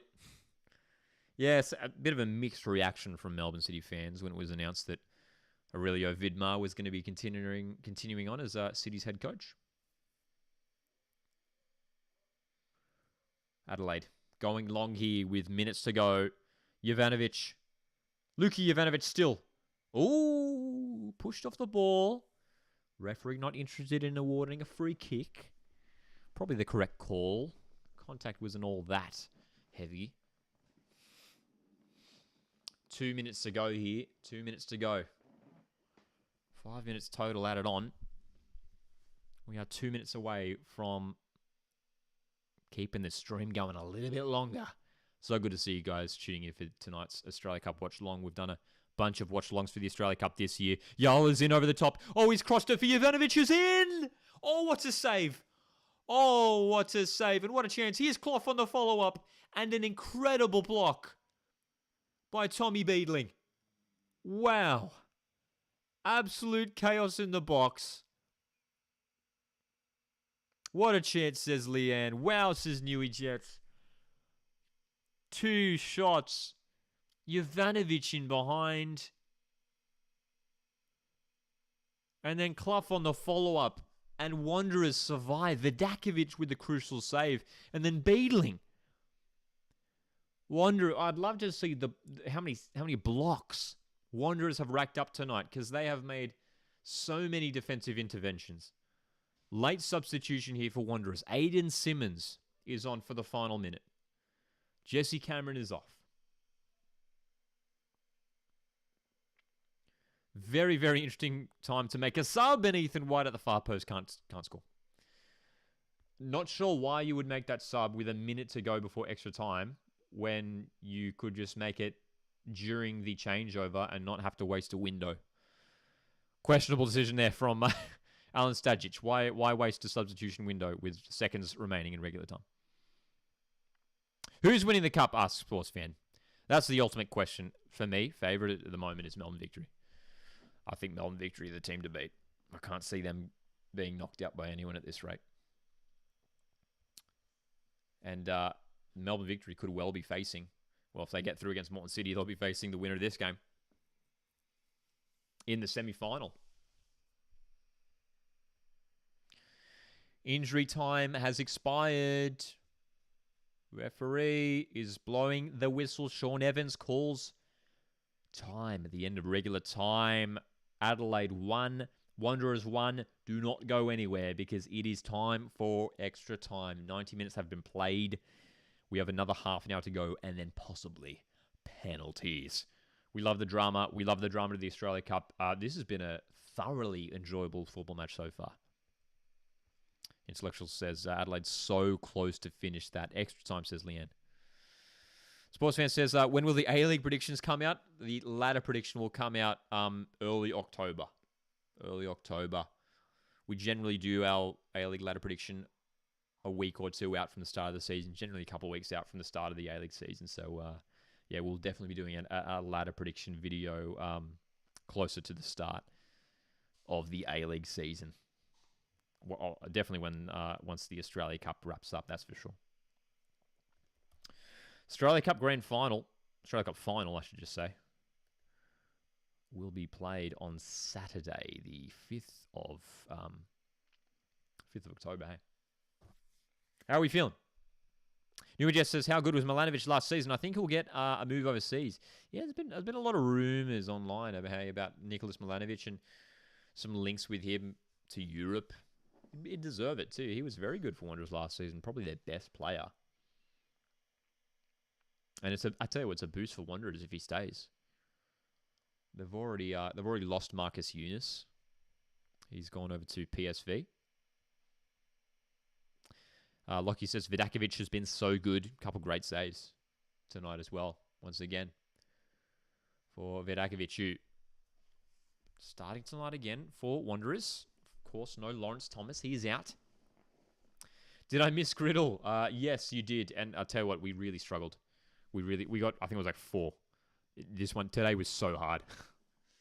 They were like, we had to find players who had scored own goals and what was the other one? Penalties. Players who have scored penalties and scored on goals, and it's not my forte. Let's just say that. So I think we got like 4 out of 9. It's probably my worst Griddle performance to date. So 1-1. My question for you guys right now is, what's your expectation from here on out? What is the prediction? How are we feeling? How are we expecting the remainder of this game to go? Will we be destined for penalties? I mean, Wanderers it felt like Wanderers had a little bit more control of that second half for most of it. But the last 10 minutes was pretty much all Adelaide. But Wanderers did such a good job of just getting in front of everything and shutting Adelaide down at the final moment. We've seen a handful of subs made. There's still plenty more that could come on for both sides. Looking across Adelaide's lineup, they've only made 2 subs, haven't they? Ethan White and Johnny Yull coming in for Adelaide. So they could bring on another 4 players in this extra time period.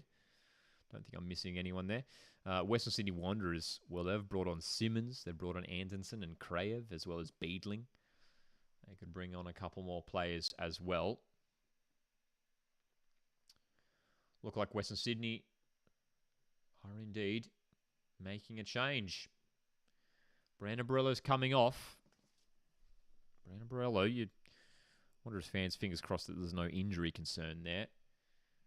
And number 21, I believe, is the number of Aiden Hammond. Big opportunity for the youngster here. Aiden Hammond, featuring for the Wanderers Academy side this year. Mariners fans might be familiar with Aiden Hammond. Actually played in the Australia Cup last year for Central Coast Mariners in the round of 32 against Sydney FC. Came on as a substitute in that game. Intellectual says it's going to be 2-1 Adelaide. Ashton says Pens Wanderers win it 4-2. Leanne says coming to West Sydney Wanderers. Brett says I don't have fingernails. I don't have no fingernails left.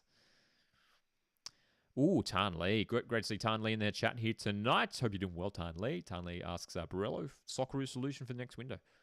I mean, it's an interesting suggestion. I feel like there's probably a handful of other strikers who you'd probably look at. If Stamatolopoulos is fit, maybe he's another option. I mean, he provides something different. He's a very mobile striker, isn't he, Brandon Borello? So I like the suggestion, Tan Lee. So, one change at the break. Oh, we forgot to start the clock. One change at the break there. Brandon Borello off. And young Aiden Hammond is on.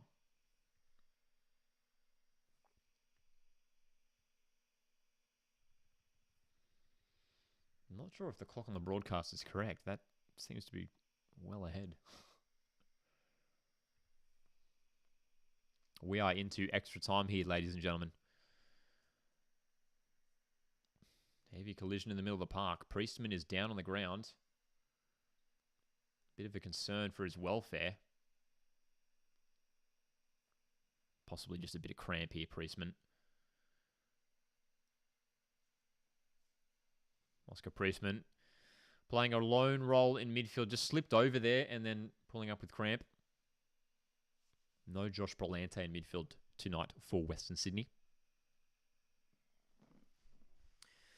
Pseudo Intellectual asks, thoughts on Adelaide's youth academy and the amount of good players they've produced locally. I mean, it's renowned. I feel like Adelaide's academy is renowned as one of the top academies in the A-League. And you look at some of the young talent that they have produced over the years, and it's exceptional. It's really, they've produced some fantastic players. And obviously the most recent one being Nesteri Irankunda. But you look at the Toure brothers, both Al Hassan Toure and Mohamed Toure now playing in Europe.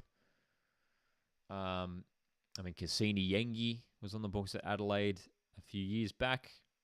He's obviously now a starting Socceroos striker and playing regular football for Portsmouth in England. Ashton says Izzo has to start the next Australian international game.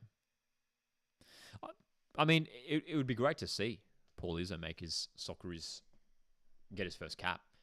I still feel like Matt Ryan has got that role locked down. He's the captain of the team too. But would love to see Izzo start. Oh, here's Kitto in. Oh, we've got a goal. Ryan Kitto in behind and scoring. It's 2-1 to the Reds. Great start to extra time. Ryan Kitto up from left back and scoring. What a goal. Great finish. Finding the bottom corner past Vidakovic. Ethan White on the build-up. And how about that chip? That pass over the top from Zach Clough. And Kitto just out-muscling Aiden Simmons to win that ball. That's fantastic from Kitto. It's fantastic from Adelaide and Clough with the assist. But really poor defending from Aiden Simmons, who has just come onto the field. Jesse Cameron has had a good game tonight. At right wing back for Wanderers, Simmons is on and is just out-muscled there. And Adelaide lead 2-1. Nice goal, says Blinkus. That's the way Adelaide let's go, says Brett. Huge moment here in this game. 2-1. Can the Reds hold on this time around?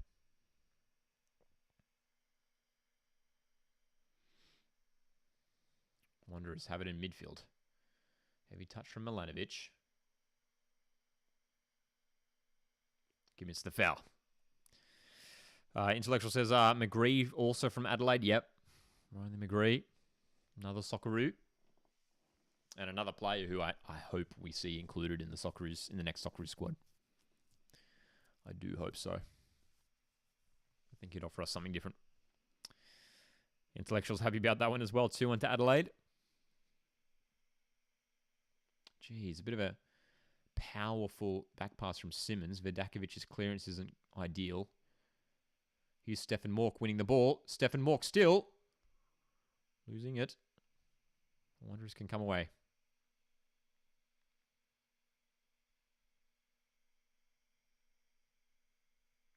And Simmons, again, the pass from Hammond doesn't help him at all.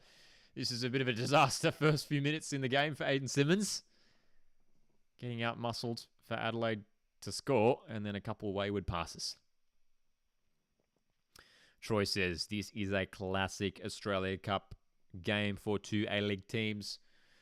I guess we expected nothing different. I mean, I did predict Wanderers to win, but we've loved what we've got here. Two A-League teams. It's been really hard to split, and the Reds will make another sub here. Speaking of young players that Adelaide have produced, this guy is a special player. Yaya Dukuli is going to be coming on. We'll see who's coming off. Could be Mork, could be Clough, could be Ivanovic. But Yaya Dukuli spent some time over in France last year, returned to Adelaide, and it appears as though Stefan Mork is the player to depart. Very busy game once again for Stefan Mork, as it always is. Always puts in a really solid shift.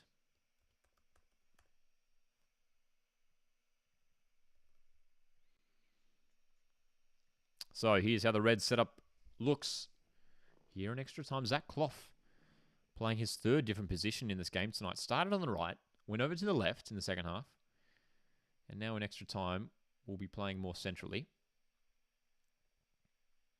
Yaya Dakuli out in that left wing. Johnny Yull featuring on the right. Here comes Yull. Ripped down to the ground. That's got to be a booking. It will be. Kraev. Božidar Kraev, I mean, his debut here for Wanderers, he's been well and truly involved, maybe more so in a defensive sense. Intellectual says, good to see Dakuli, come on.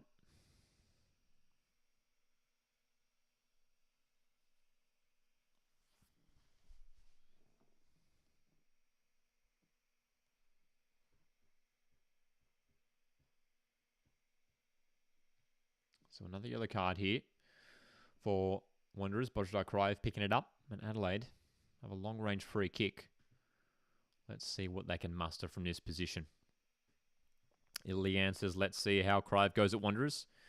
Well, if he can continue the form that he had at Wellington last year, he'll be good for Wanderers.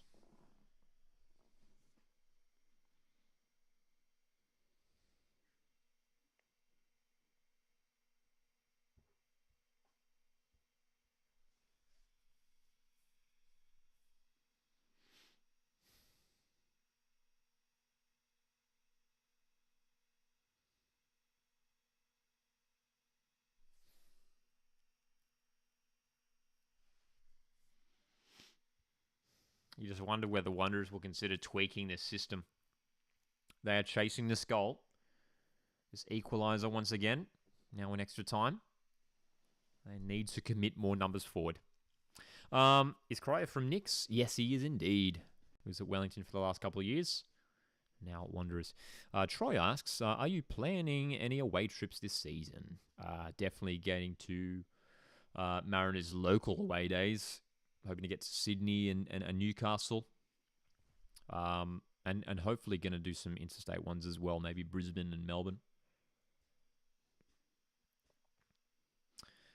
Intellectual asks, Lockie, thoughts on Knicks and Central Coast Mariners having similar fan group names? Yes, Yellow Fever and Yellow Army. I mean, it is what it is. Both teams are yellow. So, not sure how we can get around that. But, yeah. Yellow Fever, Yellow Army. Reds, springing forward. Another goal here for the Reds. And that could well seal it. They're placed in the semi-finals looking for their 4th Australia Cup title. Remember, this is just the 10th year of the Australia Cup. The 10th year. And Adelaide could still potentially win their 4th title. Wow.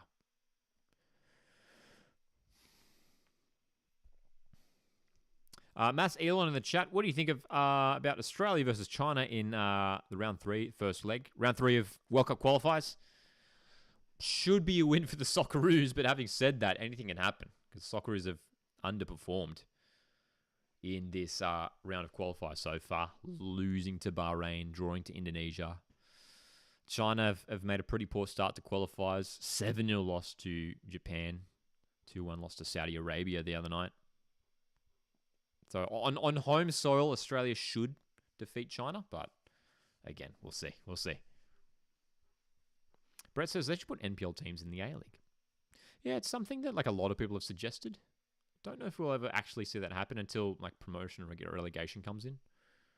We'll keep an eye on that one. Here comes Hammond. Cross for Wanderers here. Great chance. Oh!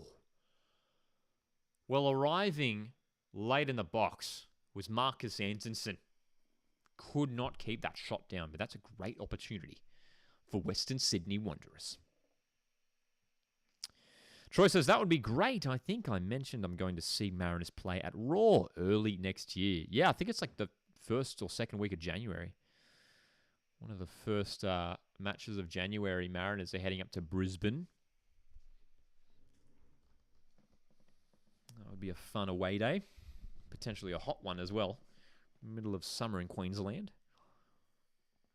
Oh, here come Wanderers once again. No, Milanovic muscled off it. Kraev goes down. They've got advantage. Play on. Free kick Adelaide, but they were flying away with the ball. Intellectual says, coming to Adelaide would be a good win here. Big time for football in Adelaide. Excited for China. Game. My mum is going with me. Great to see Socceroos returning to China. Hey, Socceroos are returning to Adelaide to play China in Adelaide. It's been a while since Socceroos have played in Adelaide. Hey, years. Adelaide Oval. Don't think it's sold out yet, but you'd imagine it could well sell out. De Cooley down the left for Adelaide. The cross finds no one. Jovanovic was going for that near post.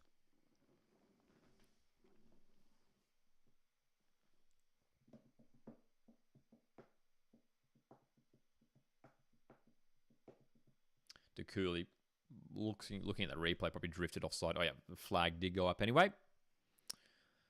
So, not long left to go in this first period of extra time. Adelaide have found a second goal here. Ryan Kitto with the crucial moment so far in extra time. Western Sydney Wanderers have not been bad tonight. These teams have been pretty evenly matched. But Wanderers now need a bit more going forward. They need to commit more numbers forward. This 5-3-2 formation. They've been pretty solid at the back. Aside from the 2 goals, of course. Long ball. Good defensive intervention there from Kikianis. Young centre-back who's had a good game tonight. Intellectual says Tajikistan or Bangladesh, those two were the only games at Adelaide since 2011 versus the All Whites. I've been to all of them. Wow. It's good to see the Socceroos. I mean, like, taking games around the country too. They were in Perth a few months ago for that Palestine game. They've been in Sydney quite a lot. Went to Canberra last year.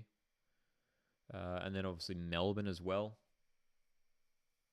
Shot stats on the broadcast, 16 for Adelaide, 13 for Wanderers. It has been close. This hasn't been a one-way match. 4 shots on target for Adelaide, 6 on target for Wanderers. So the shot accuracy is favouring the away team. Troy says, I saw that Lockie Brooks scored the most goals in the Australia Cup last year. Good to see the young players are getting better and better. Yeah, man. Lockie Brock. Fun fact, Lockie Brooks, two former sides, Adelaide and Wanderers.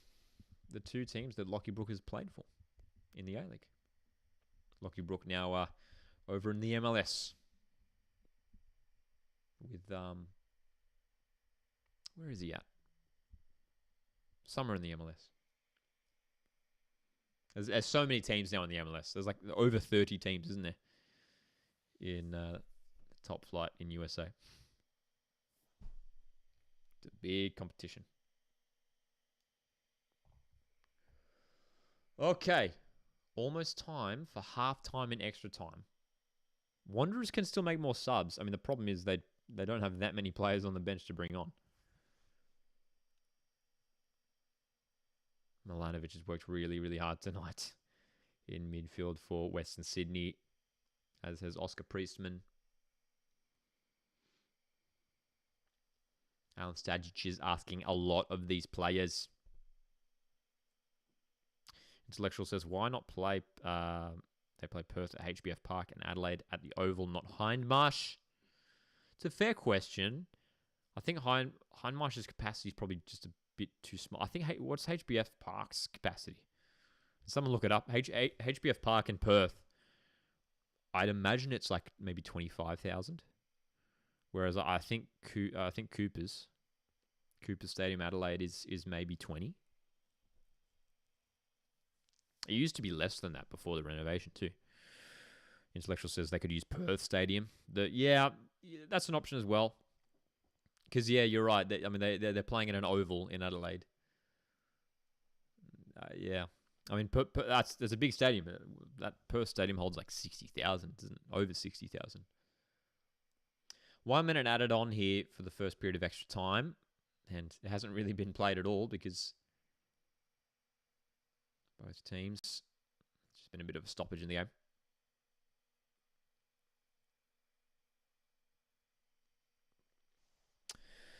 Half-time indeed.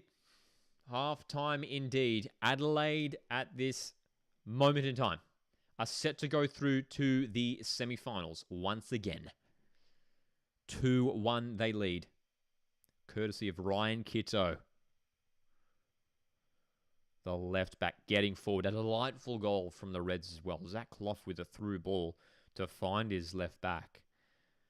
And Ryan Kitto out muscling Aiden Simmons. And then Kitto with a really nice finish as well, past Vidakovic. Intellectual says HBF Park is 20k. Oh, okay, that's less than I thought. Hindmarsh is 16.5. Well, maybe 20k is like the buffer then for the Socceroos. That's what they want in terms of where they play games. Because Socceroos played at Hindmarsh, they would sell it out in an instant. 16,500. But then, it's such a big jump to Adelaide Oval, which I don't know what that holds, over 50,000 or something like that. Yeah. Troy says, wow, that's cool. I didn't even know he went there in regards to Lockie Brook in the MLS. My mate is Canadian and grew up in Toronto, so he goes for them.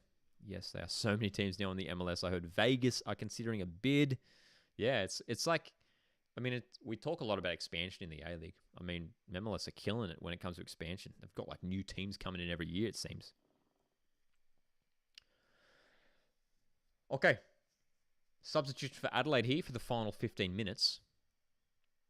Crawford's coming on.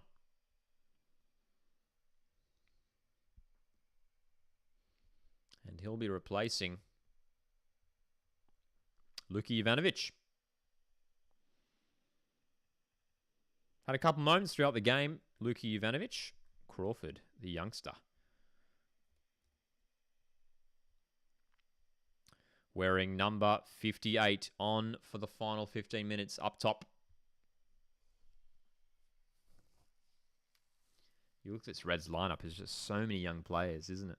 Kikianis, White, Alagic, DeCooley, Yull, Crawford now. So many young talented players. Same for Wanderers. They've got plenty of young stars there. Now Wanderers, well, it looks like Wanderers might be shifting to more of a 4-4-2. Tommy Beadling appears to have stepped up into midfield alongside Oscar Priestman. We'll keep an eye on that. G'day, Spencer. Good to see you here. Says, looks like an early preview for the Spoon Bowl. Spencer says, good evening. Apologies, I'm 115 minutes late. That is okay. No worries, Spencer. That reminds me to get the clock going once again.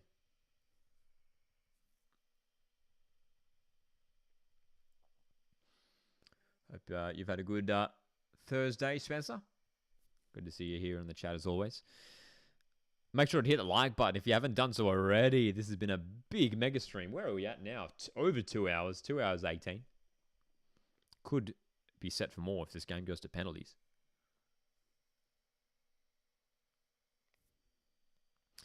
Could you name all the MLS teams? Asks Intellectual. It's too many. I know a bunch of them. LA Galaxy, LAFC. New York Red Bulls, New York City. Those are the first ones that come to mind.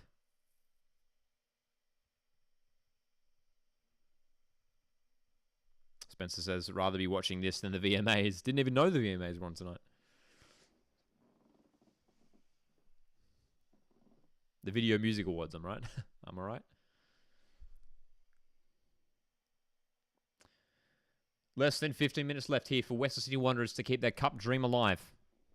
They've got space down the right through Aiden Hammond. In for Milanovic. Oh, great save, Delianov. To be fair, it was straight at him, but he had to stay strong. Nicholas Milanovic had the space. What an opportunity for the away team.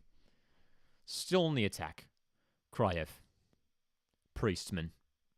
Kraev. Swings it in. Antonsen with a flick. Again, Delianov, the goalkeeper, is behind it. Great little moment there from Western Sydney Wanderers. Bright start to this second period of extra time. Milanovic with the chance. Antonsen with the header as well.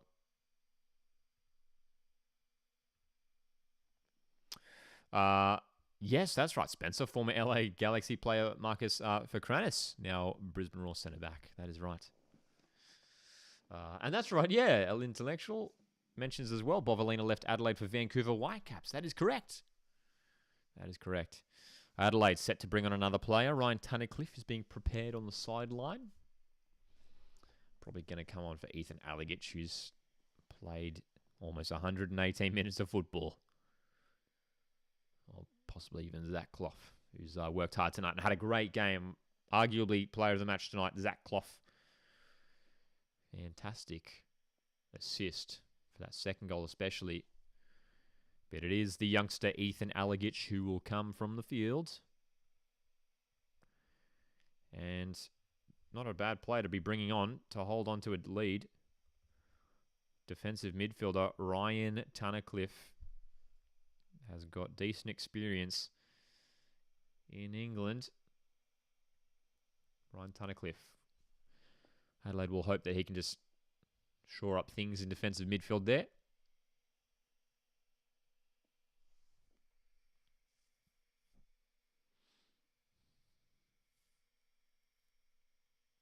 Decent turnout at Service FM Stadium.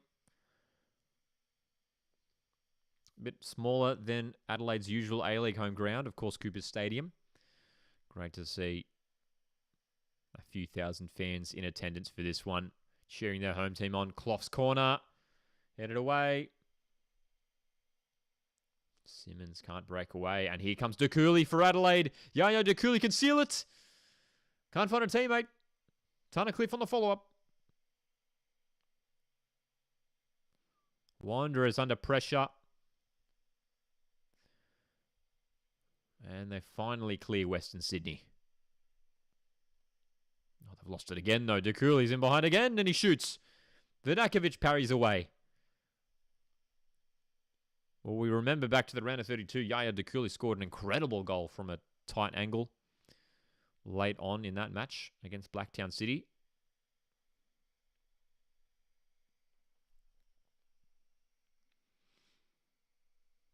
Adelaide had to go through via extra time in the round of 32. Got through in regular time last time around in the round of 16 against Olympic Kingsway. Do you like the Western City Wanderers kit?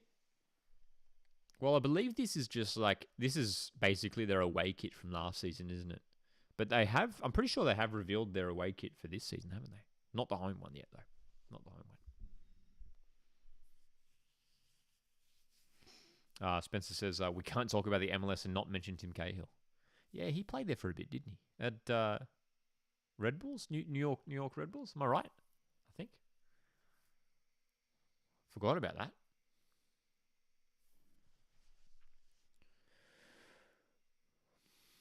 Bonatic. Great challenge from Bonatic. What a tackle, dude. In terms of one of Wanderers' best on the pitch tonight, Alex Bonatic has been unreal in defence.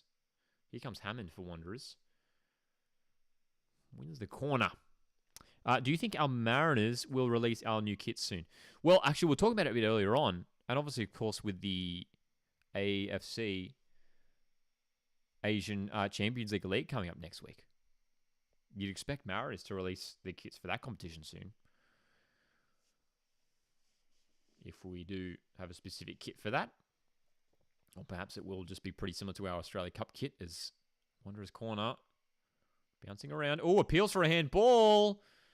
Wanderers think so. Sean Evans ain't interested. No VAR in the Australia Cup. But yeah, man, I hope, Troy, hopefully we do see these Mariners kits soon. I'm sure we'll see it. A big flurry of kits be released over the coming weeks, of course. Here's the replay. Ooh, I tell you what. There's a case for a handball there. Definitely appeared to strike the arm of Ethan White as he was coming down. Was pretty close to his body, to be fair. Spencer is interested in seeing the Raw 20-year kit.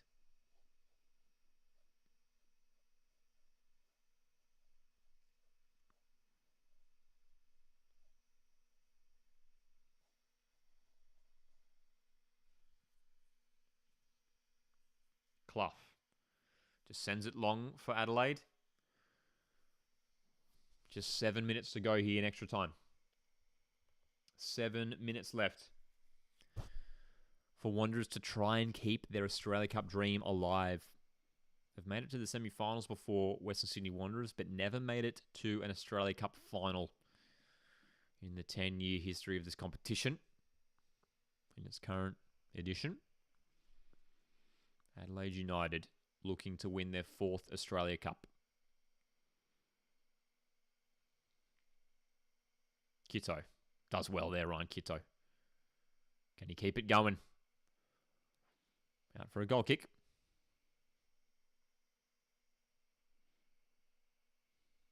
Wanderers need to launch some more attacks. Saves made, start on the broadcast. 7 goalkeeper saves for Adelaide. And James Delianov, 3 made by Wanderers goalkeeper Vidakovic. Some huge saves for both keepers throughout this game, hasn't there been? Long ball from Bonatig. Falls for Hammond.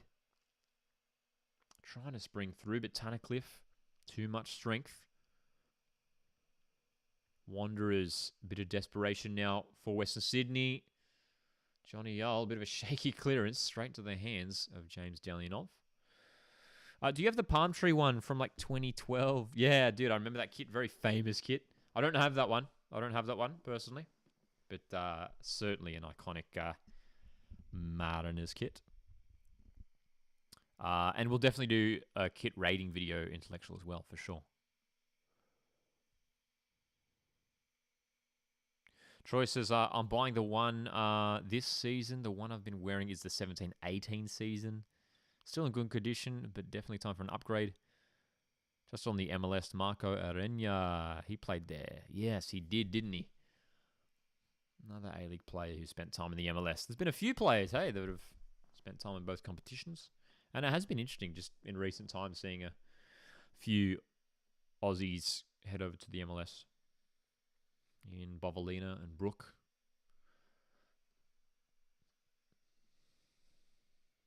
But I think Leighton Brooks went over there as well. He might have gone to Canada, actually. Leighton Brooks.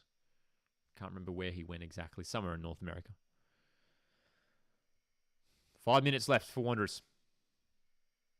Whoa, I just realized our clock is way off. Way off.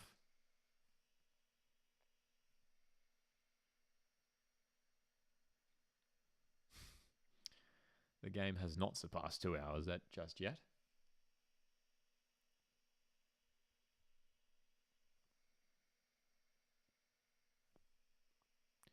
We're back on track.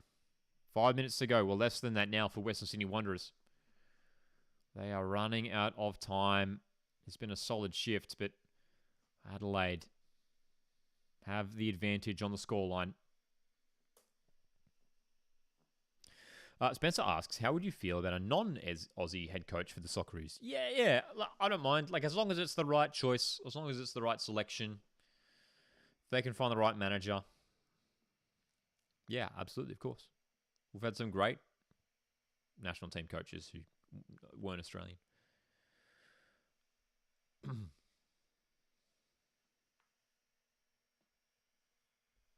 So it'll be interesting to see what happens if Graham Arnold, if he does move on, and if someone does come in. Tarnley says, I feel Arnie Ball relied on fullbacks overlapping.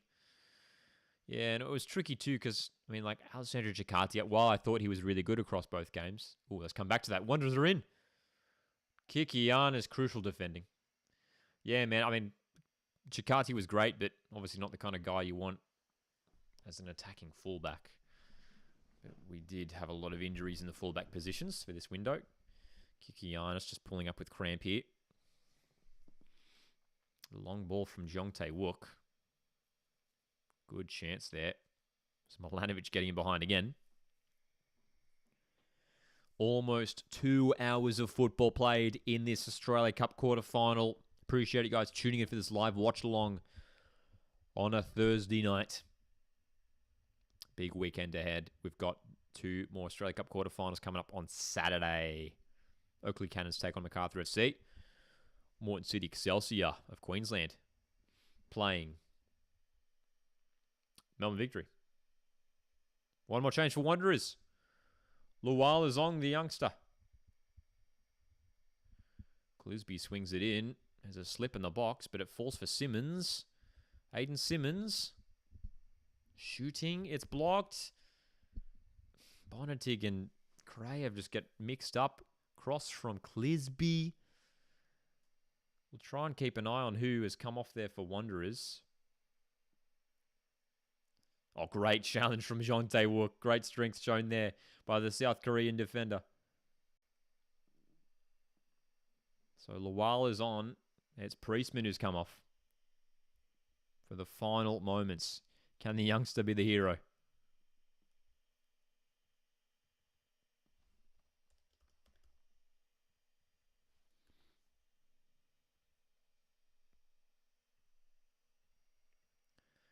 Wanderers pushing late here. Can they find the dramatic equaliser? Hammond. Hammond shoots. Oh. Great effort from Aiden Hammond. But it's straight, once again, straight into the hands of Delianov. Wanderers have had some stunning opportunities. But as Intellectual says here in the chat, big game saves from Della. Troy says, is Geordie Boss still injured? It's a shame he's been hampered by injury since going to Europe. Such a talent. I believe he still is. We'll keep an eye on when he does return to action for his club in Belgium. Spencer says, would really love to see Bielsa have a go with us. I know he wanted to coach us at one point. That'd be fun. Yeah, man. Marcela Bielsa. Here we go. Here we go, Western Sydney Wanderers. There's going to be another change late on here. Yavi Lopez. Adelaide saving this one late. Yavi Lopez, the experienced fullback.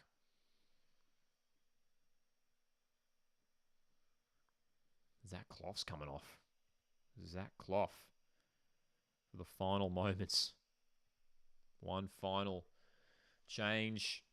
Seconds ticking by for Western Sydney. Here's Aiden Hammond. Adelaide have numbers back. Simmons swings it in. Good cross. Luwal with the header. Oh. Wow. Well, what a goal that would have been. What a dream goal that would have been for Luwal.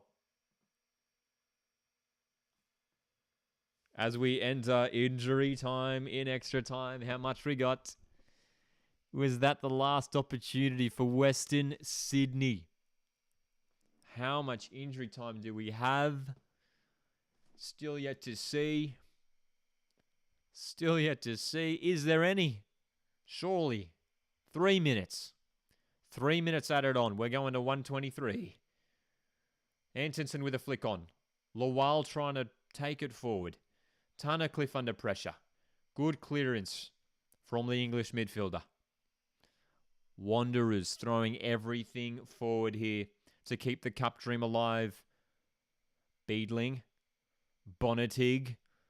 Good cross too. Oh, almost an own goal. Kito. Delianov had to flick it away and it's a corner. The intensity is as high as it's been all game. 2 hours of football. The keeper's up. Vidakovic is up. Here's Hammond in the box. Hammond looking for the cross.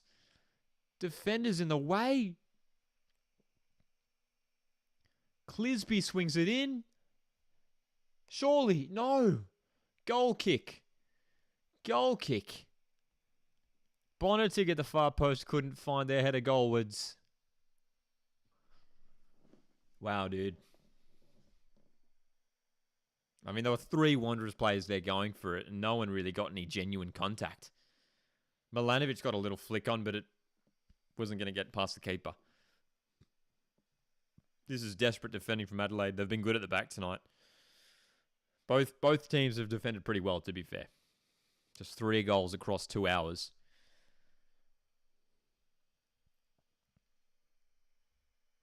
Final minute. This is the final minute. And Adelaide, I've got it up the top end of the pitch for them. Crawford. Jean Tae-wook trying to clear it. A poor clearance too Almost fell for Yull. Wanderers, 30 seconds. It's not going to be enough. 20 seconds now. They just got to send it long. Vidakovic on the ball. Just send it. What are you doing? Just kick it. What is he taking his time for? And Beedling can't even get his head to it. Wanderers have pushed late on here. It's been desperate stuff from Western Sydney. Sean Evans looks at the watch. Maybe one more attack here. Clisby swings it in. Poor cross. Poor cross. Western Sydney Wanderers are out of the cup. Adelaide United, after a gutsy performance, 2 hours, are through to the semi-finals. What a match. A dramatic contest. Austin Ayubi scoring early with a stunning strike. Wanderers equalize in the second half. And then Ryan Kitto, too strong early on in extra time. What a game. Let's go Reds, says Intellectual. He's happy about it. Pretty solid from the Reds, says Blinkers. Wow, man. Adelaide United, well, they're really tough game for them against Western Sydney Wanderers, a side who, I mean, were probably tipped by many to win this one. I mean, Wanderers, I thought they played all right. I thought the commitment was there. The energy was there. Maybe the tactics just letting them down. This 5-3-2 formation, they just couldn't create quality opportunities. To be fair, both keepers called them some crucial saves. There were some good opportunities laid on for Wanderers. But all the shots, there was like a series of shots there that were just straight at the goalkeeper. Wow, dude. Western Sydney Wanderers will be so disappointed with that. Probably felt like they could have at least taken that game to a penalty shootout. Adelaide United, though, so successful when it comes to the Australia Cup. They are through to the semi-finals. Adelaide United will play either Melbourne Victory or Moreton City Excelsior in the semi-finals. That quarter-final tie will be played this Saturday night. You beauty, go on your Red, says Brett. Guys, thanks so much for tuning in tonight. So great to see all of you guys jumping in the chat and saying g'day, and great to chat all things Australian football with you guys as well throughout the last couple hours. Enjoy the rest of your Thursday nights. Adelaide are through to the semi-finals. Keep an eye on some more watchalongs coming up next week. We've got Mariners and Sydney in action in Asian competitions next week. Have a great night, guys. Thanks so much for tuning in. Hit the like button on the way out. My name's Lockie. This is Coast Football, and I'll see you in the next one.